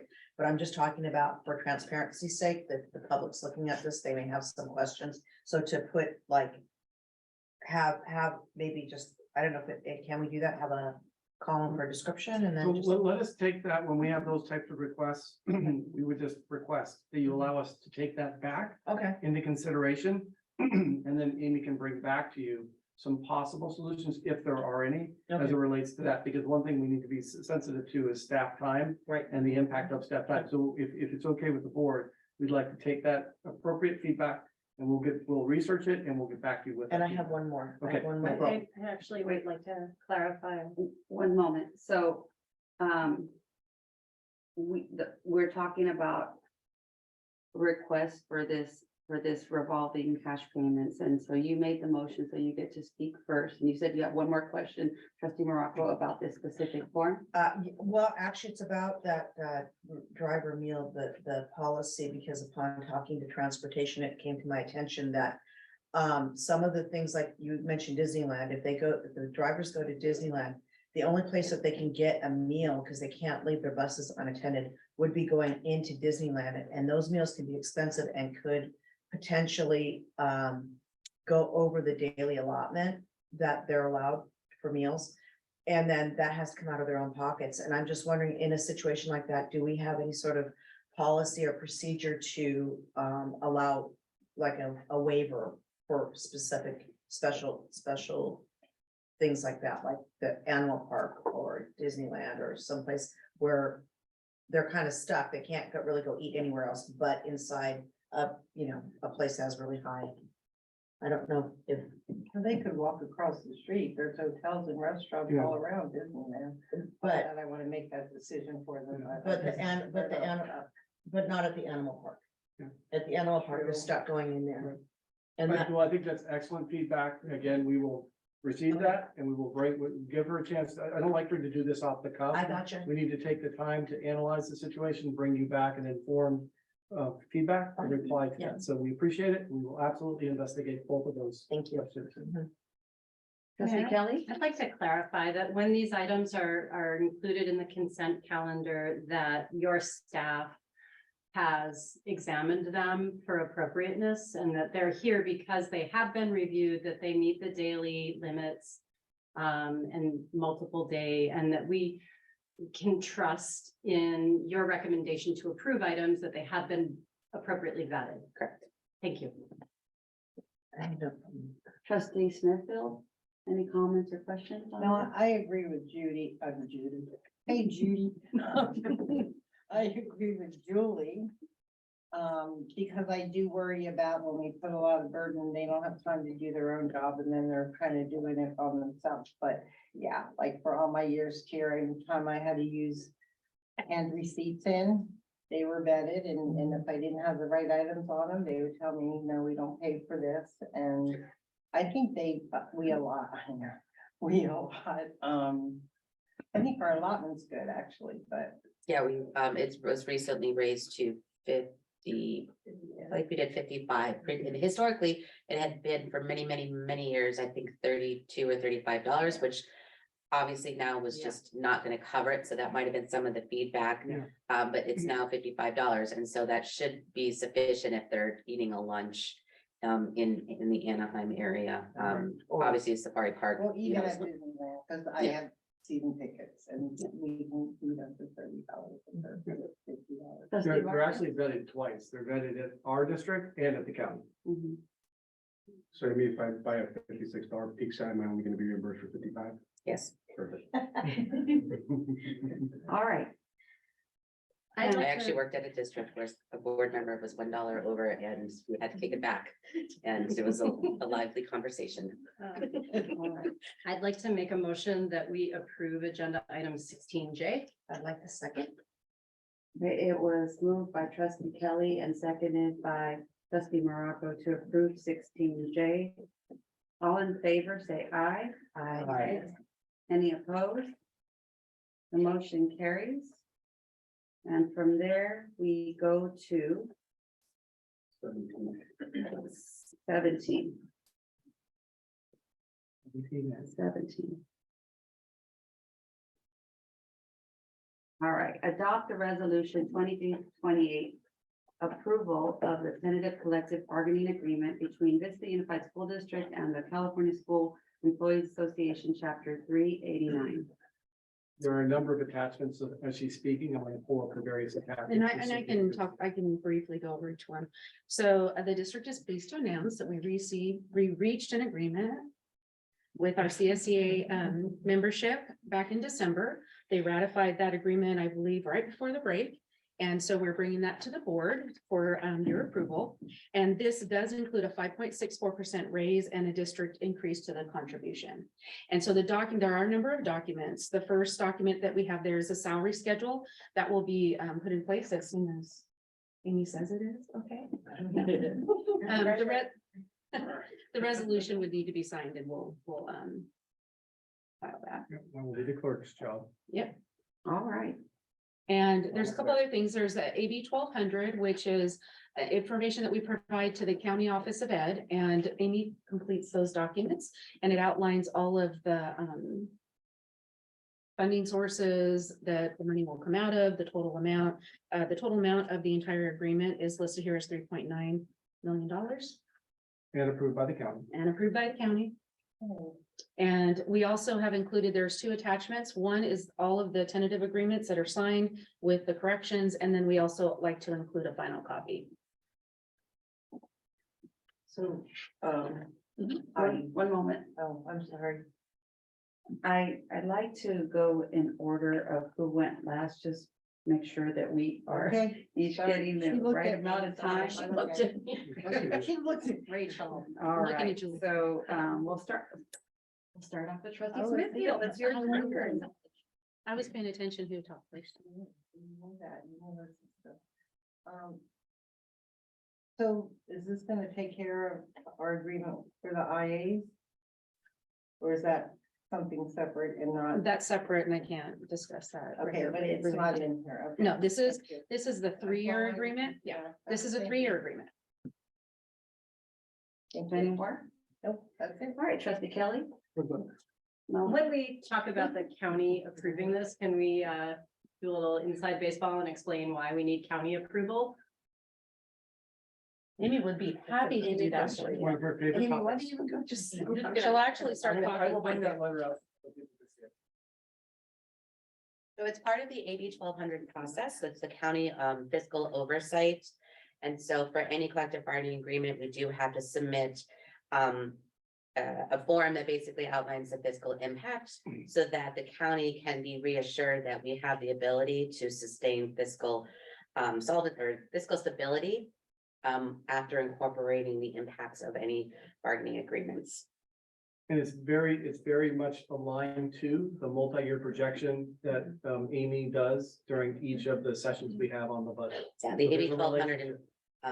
involves reflecting to the county the impact over the 3 years so that they can be assured that we can sustain the collective bargaining agreement. And this is required for any MOU or contract that has an impact on the budget And they will not update the salary schedules in PeopleSoft until the AB 1200 has been submitted to the county and the board has approved it and it has been ratified by the bargaining unit. So it's all the little cross checks that happen. So to ensure that we're following process and not impacting our financials that they're not aware. Thank you. All right. Trustee Morocco. Following on that, so where are we at right now? If we approve this, then it's gotta go to the county, that's the final thing, and then it'll be. No. This is it. It's already gone to the county. The county has approved the R 42. It's the approval. So this is, you will be approving tonight the salary schedule, the increased salary schedule, which will be processed as soon as payroll and the county get that processed. There's a whole set of steps that they need to do for that. And then you have the contract, we'll get that published and everything's there. Just needs your approval. All right, trustee Vargas. Good question. How are we communicating with staff that this will be approved this evening? And the reason I ask is because I had some staff members asking about it, and like, I know it's happening, but like, it's official, like, it's not official then. And Yeah. so, and another staff that didn't know this was happening, so. Well, so CSEA did have a ratification process that they went through. And there's lots of notifications that go out to their. They want me to come up there? Maybe, no, but we typically don't send out announcements when an MOU has been approved by the board, not separate and in addition, but if we'll speak with CSEA, if there's anything they need for us to send out, we can do that. And the second question, because I'm gonna get this asked, when can staff expect that in their paychecks? I cannot promise that, but I can, Amy. I know. So you can explain the process. There is a process and we do regularly update CSEA on that process, especially if there are any changes. In the past, I have sent out notifications when something is going to come out. And our payroll department are also classified staff and we don't like to put that pressure on them and then retract that if we do. So I wait to send out a notification that it will be in their paychecks until I've confirmed it's in their paychecks. But Amy can describe the process to you if you'd like to hear that. I don't want to hear that from me. He doesn't want to hear the process. I heard it before, just like, there's always like anxiety of like, when is that happening? And especially if it happens before the holidays, obviously like right after the holidays is coming up. Yes. Typically, staff will know about a week and a half before it will be in their paycheck.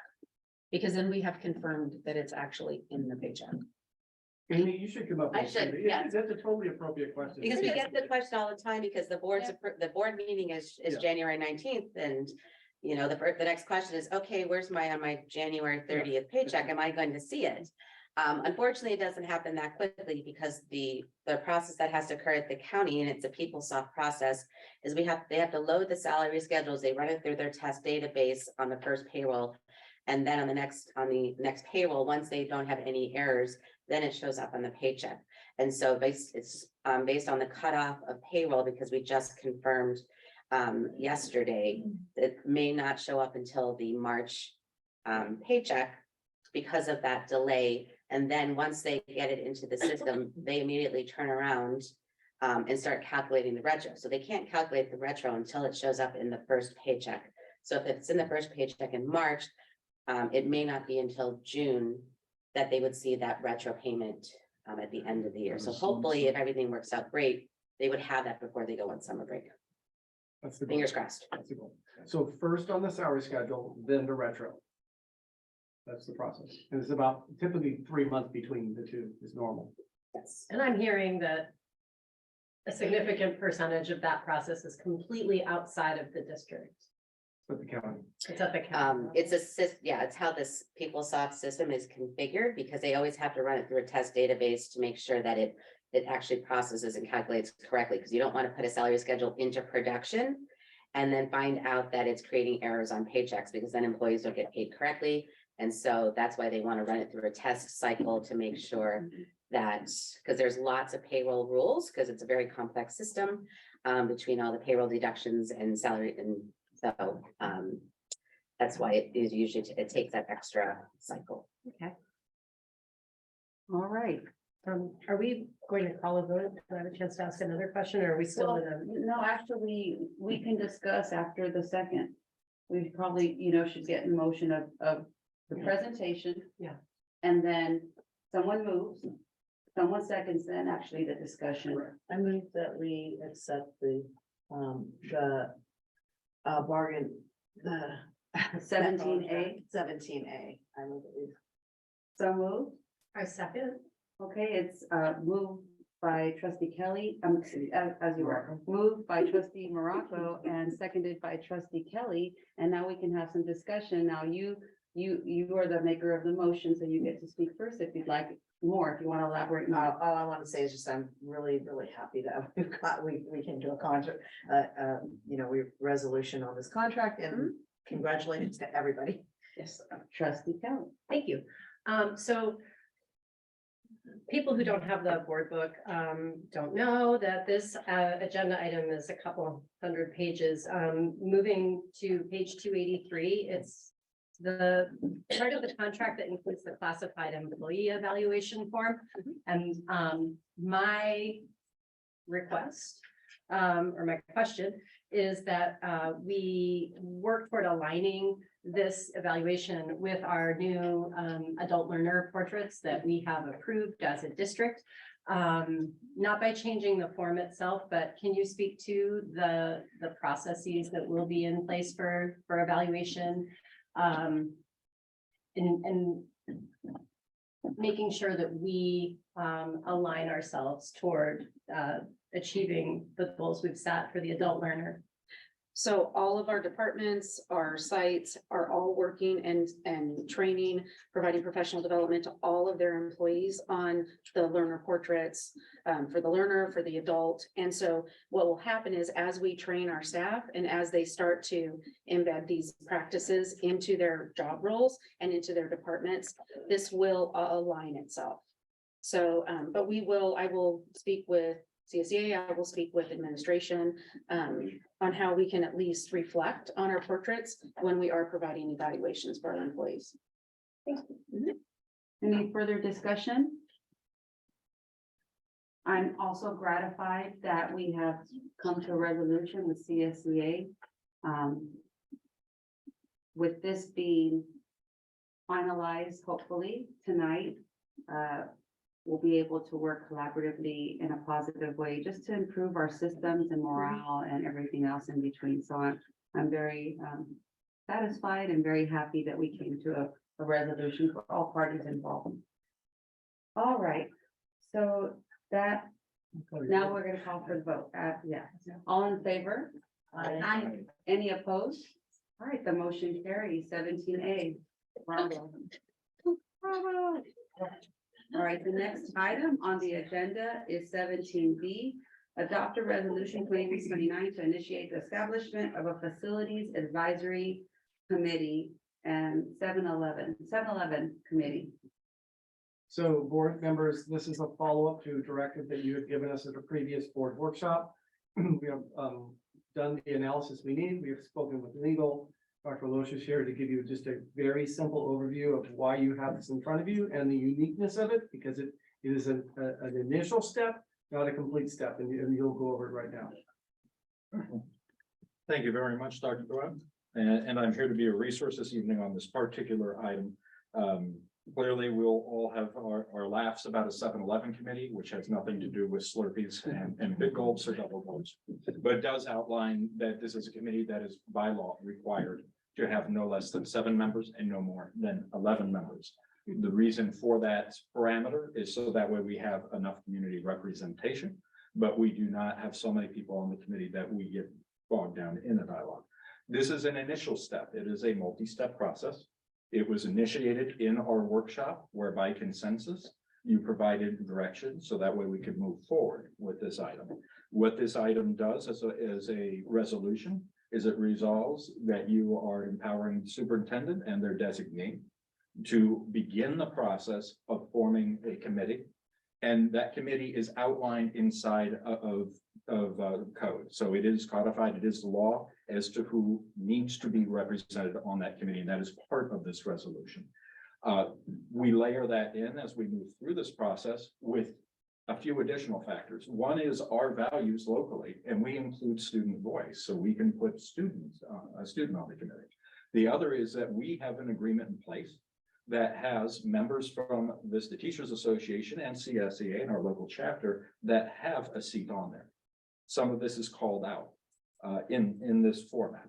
So what we would begin is we would open up for applications and to reach out to collective bargaining for their representation, and then we would come back to the board with the sample bylaws and the recommendation for no less than 7 members, no more than 11 members on that committee. And then who would be the facilitator to help and support the committee, which is requirement, and who would be the district lead that is not on the committee, but helping to facilitate that process and the support structures for it. Because again, these are people that may apply, but we have to provide them the support they need and the data they need in order to deliberate.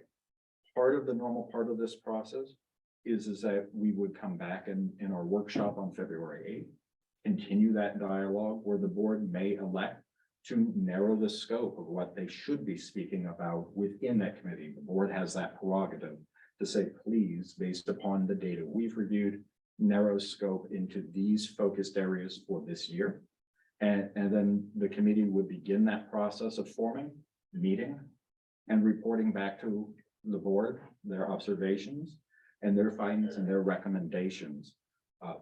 But this committee in and of itself is not empowered to make decisions. They're empowered to make recommendations back to the board.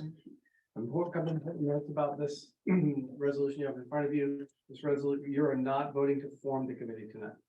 You are voting to direct me to start the process to pull a committee together. Ultimately, the board would have to make a decision on forming the committee. That would be at a later board meeting.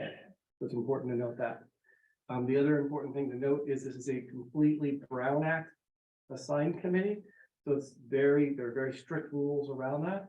I bring that up because an important element of this process is making sure that the community can participate in the meetings through any Brown Act related items. So, and we will talk more about that when you actually approve the committee and we bring it back to you. So tonight simply is directing me to start the process. All right. Make a motion to approve. Second. It was motioned by trustee Vargas, seconded by trustee Kelly to approve. Morocco. Goodness gracious. Seconded by trustee Morocco to approve 17B. Any further discussion? All in favor? I do have, wait, I was waiting for the first two to say they didn't have discussion, and then I do have a question. Sure. Reading the language of this resolution, which I do support, I'm trying to remember what we discussed in the meeting about not just potential consolidation, but there was another point, bond exploration. And I thought this committee was also going to work on some of those elements related to our long-range facilities plan. No, that would be separate. Am I wrong? I'm wrong. Okay. Two separate items. Completely Fair. separate. And if you remember, we, when we had our board workshop just a few days ago now, that item has to come back to at the next board meeting because there's a little bit of legal work and for which we have already started. And so anything related to investigating the possibility of going out for another bond will come back to you at the next regularly scheduled board meeting. Thank you. We're still investigating the legal, totally separate items. Yeah, I braided them together in my brain, because I'm excited about both. So you remember them both, but they are separate items. Thank you. Seeing no further discussion, we'll call for the vote. All in favor, say aye. Aye. Any opposed? And I vote aye, the motion carries.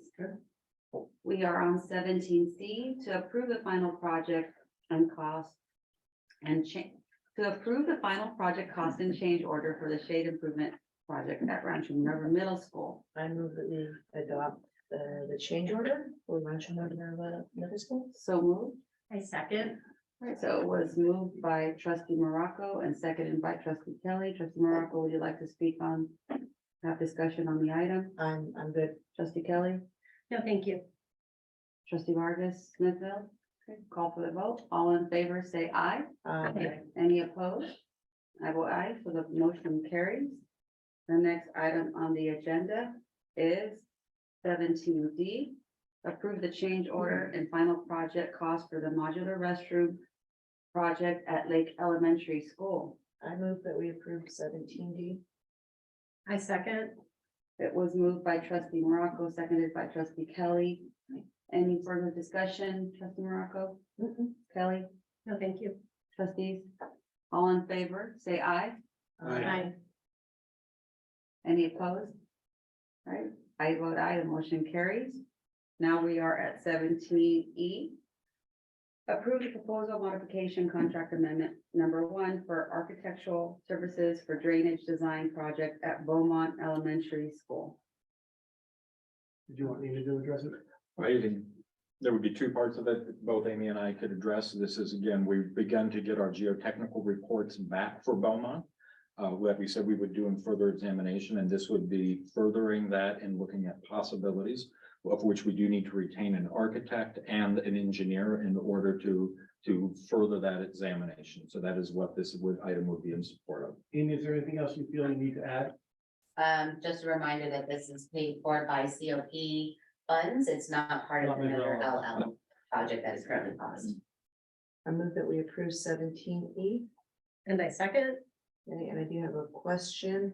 Will this be taking care of some of the problems at Beaumont that they have, like, there's an area that's indented that has the yellow paint on it? Is that what this is for? Let me address that. So the purpose of these items is to investigate, is not to repair at this point in Okay. time. And the reason that we want to do that, and this goes way back, if we remember, more than a year, is that prior to us expending energy on repair, we have to find out what the causal elements are of Okay. some of the challenges. So I don't know if you want to add anything, Dr. Lozier, but it's for the purpose of investigation, not repair. That's correct. And looking at what our options are there. We mentioned the most recent storms, and this is examining the geotechnical reports and possibilities to look at drainage on that site as a property. You know, this particular property has historically had issues, and this is exploratory. In the case of the most recent rainstorm, we did have a small landslide on the exact piece of hill and property that we're looking at, and that this would be examined. So that would be the purpose of it. All right, thank you. All right. You already, I'm good. yeah, okay. So any further discussion by anyone else? We'll call for the roll. All in favor, say aye. Right. Any opposed? All right, the motion carries.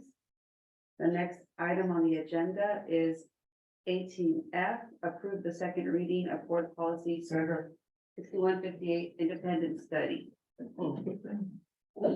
didn't know I was getting called up. You didn't realize that it should be up so quickly. Question. Oh, my God. I am here to answer questions. I think this takes 30 seconds for the purpose of bringing up, being a new board member, while you're here, and this is second reading, so explain first and second. Absolutely. So whenever we do revisions to board policies, we bring them to you for a first reading and then a second reading to approve them. The majority of our revisions are based on recommendations from CSBA. And so in this case, with this particular board policy on independent study, we're responding to new legislation which adopted some of our rules and regulations related to independent study, what counts as a long-term versus a short-term, and what we must provide during that period of time, and what the student must do in order to remain in an independent study program.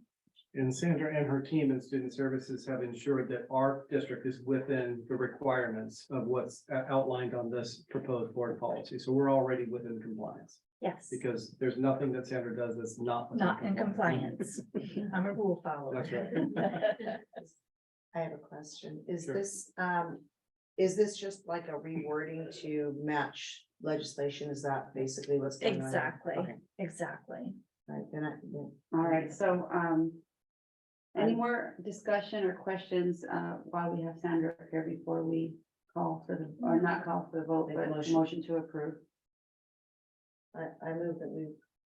I move that we, yeah, okay, I move that we approve. Moved by trustee Morocco, seconded by Trustee Vargas. trustee Vargas, and any further discussion by anyone? All right, all in favor, say aye. Aye. Any opposed? All right, the motion carries. Thank you, Sam. Thank you. Next on the item is continuation of public comments, but there's no, pardon, nobody's here. And so now we're at 19A, a request for future board agenda items and other business. All right, trustee Smithfield. A little bit faster than. Yeah, I have a couple. Okay. We had asked 2 months ago to have a report on transportation and where we are after we changed things around and, you know. The other thing was, okay, so this is a several part question, because I've been questioning it and I've been trying to research and how does it go, but last month, an item was pulled from the agenda. And it was the first time since I've been on the board that an item was just pulled because 1 or 2 people said pull this item. So I would like to know that rule. And then the other part to that was, we talked about the urgency for this one item, and then again, it wasn't put on this month that we could talk about it. So I'm requesting, because I know when we request an item, it must be put on the agenda. And I believe you have till the second one, which is this coming week. Yes. So I'm requesting that, even though it's a special meeting, that we talk about the contract, that we cannot let this wait, you guys. We're messing everything up by not having this discussion as a board. And I'm under the understanding that the consensus was for us to have that conversation tonight. So I'm shocked that we weren't given that opportunity and that wasn't honored. So I would like for that to be, what are we talking about this? February It 8th. will be on that. February 8th, I mean, sorry, February 8th is our next. So we don't have any Workshop. meetings next week, We do have a meeting next week, but the topic is a special board meeting. right? And the topic on that meeting is achievement. We could add a Well, second I topic. know in the past, we've had our workshops, but we've added one item Mhm. or 2 that we need to vote on. Yes. And I don't look at this like, I'm blown away that this is just sitting there for really no reason. It We will be know- on the agenda, trustee Smithfield, Okay, on February 8th agenda. okay, but I would like it next, the 5 to 8 meeting. So, and the answer to that is, it could be agendized at any board meeting. But it doesn't necessarily have to be at the board meeting that talks about the topic of the facility and grade. We So that's, need to that's, get that's this the pleasure out. of the board at this point. Do we look for consensus on? Mhm. Well, I think I'm requesting it, so, it's a request. so Technically, it according needs to the be on there bylaws, it because does need to be it's on there. been, requested, and Yes. now the time limit has been up. Okay, That's accurate, according to the bylaws. thank you. I know that, because I learned the hard way through fire. And I did the same thing, and I had to learn you can't do that road when you're president, so. All right, So That would be January 26th, I believe. that's what I'm looking at. Okay, so we will take that back, staff, make sure that we get the wording correctly, research it, and then we will confirm with all of you early next week. Thank you. And then we will be agendizing that 72 hours in advance. Thank you, Chris. trustee Vargas?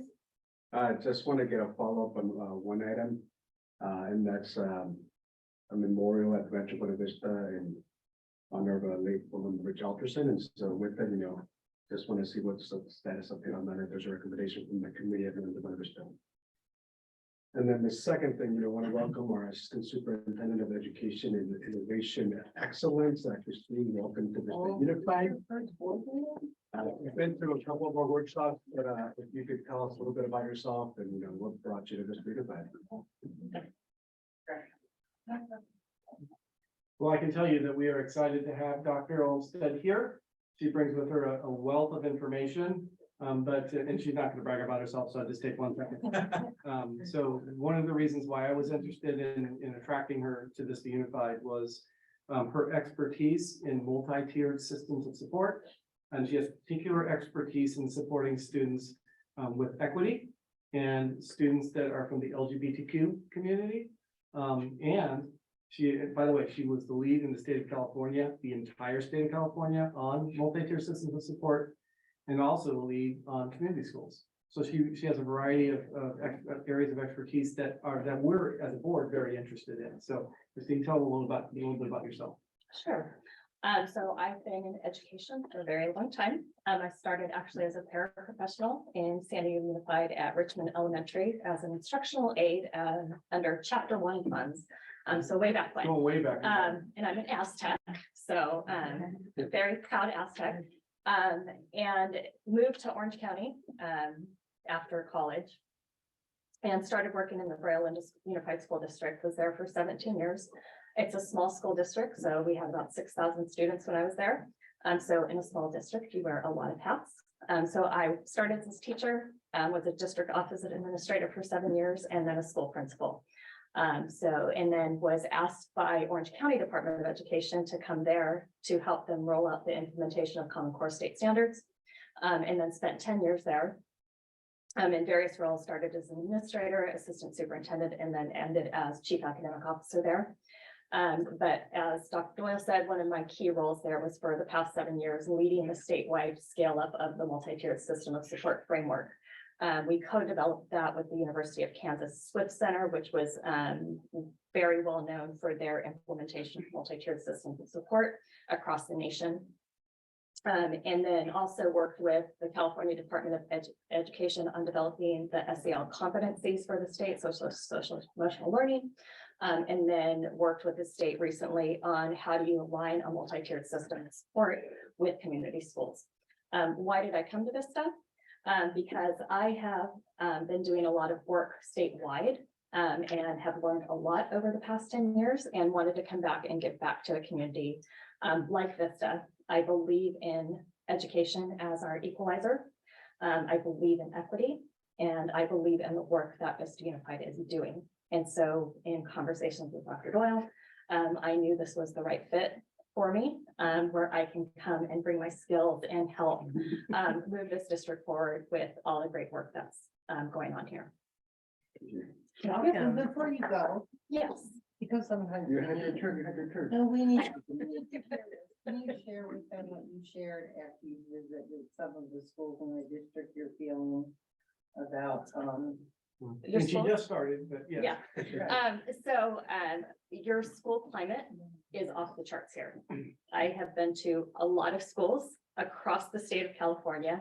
And one thing that is going very well in Vista is how you feel on school campuses. It's welcoming. Teachers are speaking to students appropriately. Administrators are speaking to students appropriately, support staff, everything I've observed is a very warm and welcoming climate on school campuses. And that is the hardest thing to do. And so once we have school climate established, academics can sail after that. So I was very, very impressed with school climate here. Yeah, doing a great job. Awesome. Thank you. Wow, thank you, and thank you. All It's right. our pleasure to have her. Happy to be here. I have a request. I'm not done yet. I'm gonna go on. You were still continuing with that 19A. Yes. Your turn, trustee Morocco. Okay, so, I don't know if this is something that needs to be agendized. So I'm just gonna throw it out there and then you guys can correct Sure. me. All right.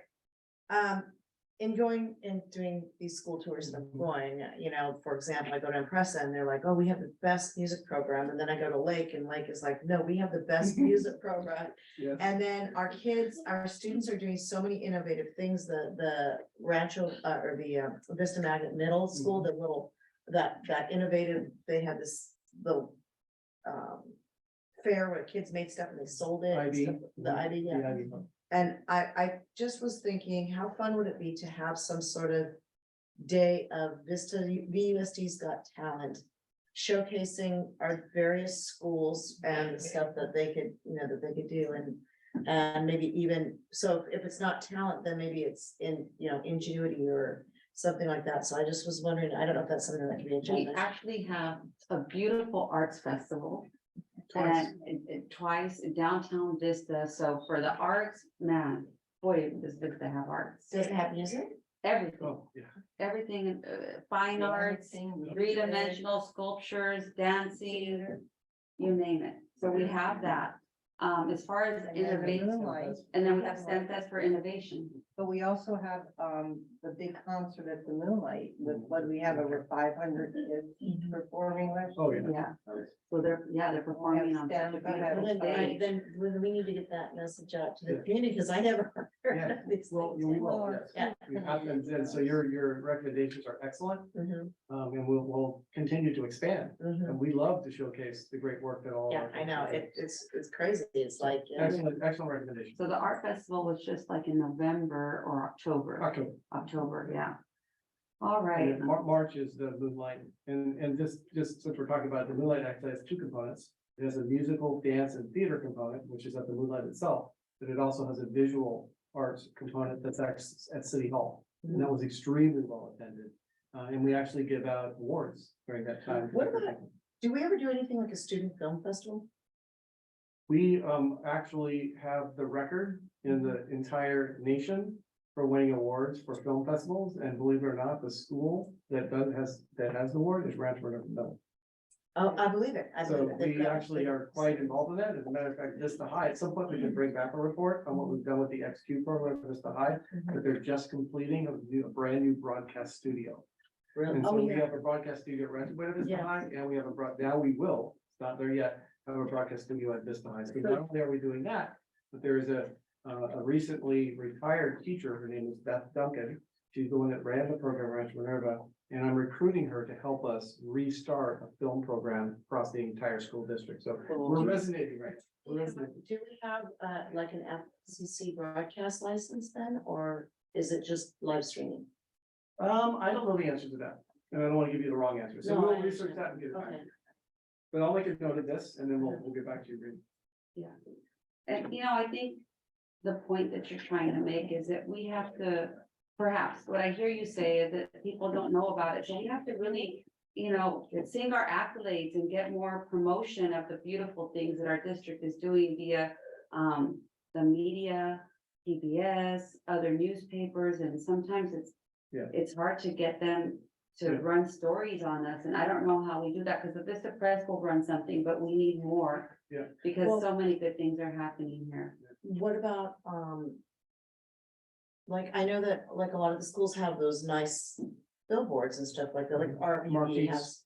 Yeah, the marquees, and if we, you know, if they could put, you know, something on there, people drive by them. Yeah, We absolutely. usually do if there's some They kind do, of yeah. show, they Yeah. haven't posted. We're gonna move on to trustee Kelly for her, Thank you. board I recommendations. have a quasi item for a future meeting, and it's mostly because our next regular meeting and the next opportunity to request this isn't for a solid month from now. Yes. Yeah, or longer even. 5 weeks from now is our next meeting. I'd like to know where we are with staffing for counselors, and particularly in our high schools, and what the ratios are, and how we as a board can be informed about needs and concerns as we head into the blueprint and budgeting phase of the school year. No problem. We can get that to you in a Friday letter, so that we don't, whether you want, we can give it to you earlier than the next board meeting if you like. Well, perhaps that's a good place to start, and then depending on what's in the report, we might want to agendize We're more than happy to do a something. report as well, whatever you like. All right, and for me, I ran into Mayor Sanchez and she said that Oceanside School District has 4 liaisons to work directly with the city and that she would like some liaisons from our board to work directly with the city for a meeting. So that we can speak about as far as appointing or voting for whom would be on that committee, right? Obviously, you know, 2 of us live in Oceanside, but that doesn't mean y'all are automatically gonna tell us to do it, so we need to discuss that, right? Absolutely. We'll take that back. That on the agenda for next meeting. Yeah, because it's important. And would there be a similar need to have a liaison with the Vista City Yeah, we should Council? do that. Well, We actually do that. We have that in place. We haven't, just because we haven't had the opportunity, have a monthly meeting with the mayor, and typically it's the city manager with Oceanside. So we actually do that with the mayor and the city manager in Vista. So we can absolutely have a board representative be part of those meetings. We have not had that relationship with Oceanside, but I would love to have it, Martha. And I think well, that's yeah, and absolutely- she talked to me about it and it made sense. Yeah. It made I just sense have to to me. share, when I first became president, I reached out to, he's no longer on the board, but he's my area, which was Christopher Rodriguez. So I thought, well, he's my area, I'm the president, I'm gonna reach out for that exact reason. Well, I'm so glad that, And he said, no, I'm sorry, we have enough to handle in Ocean. But we're not excited. That would be fantastic. Glad it's a new day in Oceanside. Right, so I have to tell you, I'm very excited to hear that Esther says. yes, that's awesome. So that, She gets it. that's one thing that I would want us to discuss at future board items, because we have to, it's like the other committees, right? Okay, Well, just historically, and this is at the pleasure of the board, but historically, when we meet in Vista with the mayor, it's the board president. It doesn't have to be the board president, but that's historically what we've done. okay, So it's up to the board. all right. And now we'll go on to board members' comments. The 19B, just general comments about anything. Go ahead and start, Trustee Kelly, because I didn't write who's next. I don't have any. I think maybe the last thing I said might have belonged there, but Okay, it's said, so. Trustee Morocco? Just, it's been an honor to be my first kind of month, I guess, doing this. It's been busy, but it's been an honor. It's been wonderful. I appreciate all my colleagues on the board. I want you all to know that, all of you. I appreciate all the staff members, and the whole feeling of, I believe that we are all on the same team, and that, you know, it's Team Vista Kids, and I think we're all here and for the same reasons, and it's very, very exciting, and I'm looking forward to working closer with everyone and serving the needs of our community and getting this done and I'm just excited for the future. Trustee Vargas? Thank you, Trustee Alvarado, for picking up the leadership along with Trustee Kelly, and looks like we're gonna get out of here before 12 p.m. Yeah. So thank you for that. Seriously. Trustee Morocco, it's great to visit the Rising Star Breakfast with you, so look forward to doing some school visits with you. Yes, likewise. And I was gonna, give kudos to you guys, and I remember when we were putting those seats side by side, and neither one of us were like, what do we do? Who are we? But you guys were flawless, so thank you. Thank you. We're working just to sharpen our saw, as Stephen Covey would say. That's right. We're gonna sharpen our saws. And I just want to talk about attending Dr. King's breakfast at the North County San Diego NAACP on Monday morning. When I reflect on the work that Dr. King engaged in, and how it's a continuous cycle that we have to put at the forefront of our decisions as school board trustees. I think of equity and how we can better serve kids in our district that have been overlooked, overshadowed, marginalized, and Yeah. it's just really important that we continue to do right morally, what's morally right for our students by working on equity for every single child in Vista Unified. So I'm proud of the work that has started, but there's a lot more to go. Yes.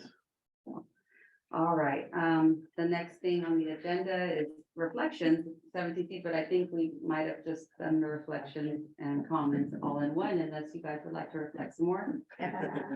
All right, and so the next meeting will occur, the next regular meeting will occur on February 23rd. And then the next special board meeting will be next week, 26th. the 26th January. at 5 At p.m. 5 p.m. At That's 5 focusing p.m. on academic achievement. Right, And then the meeting after that will be February 8th. all right, And that will be, facilities. facilities. All right, the meeting is adjourned at 21:08.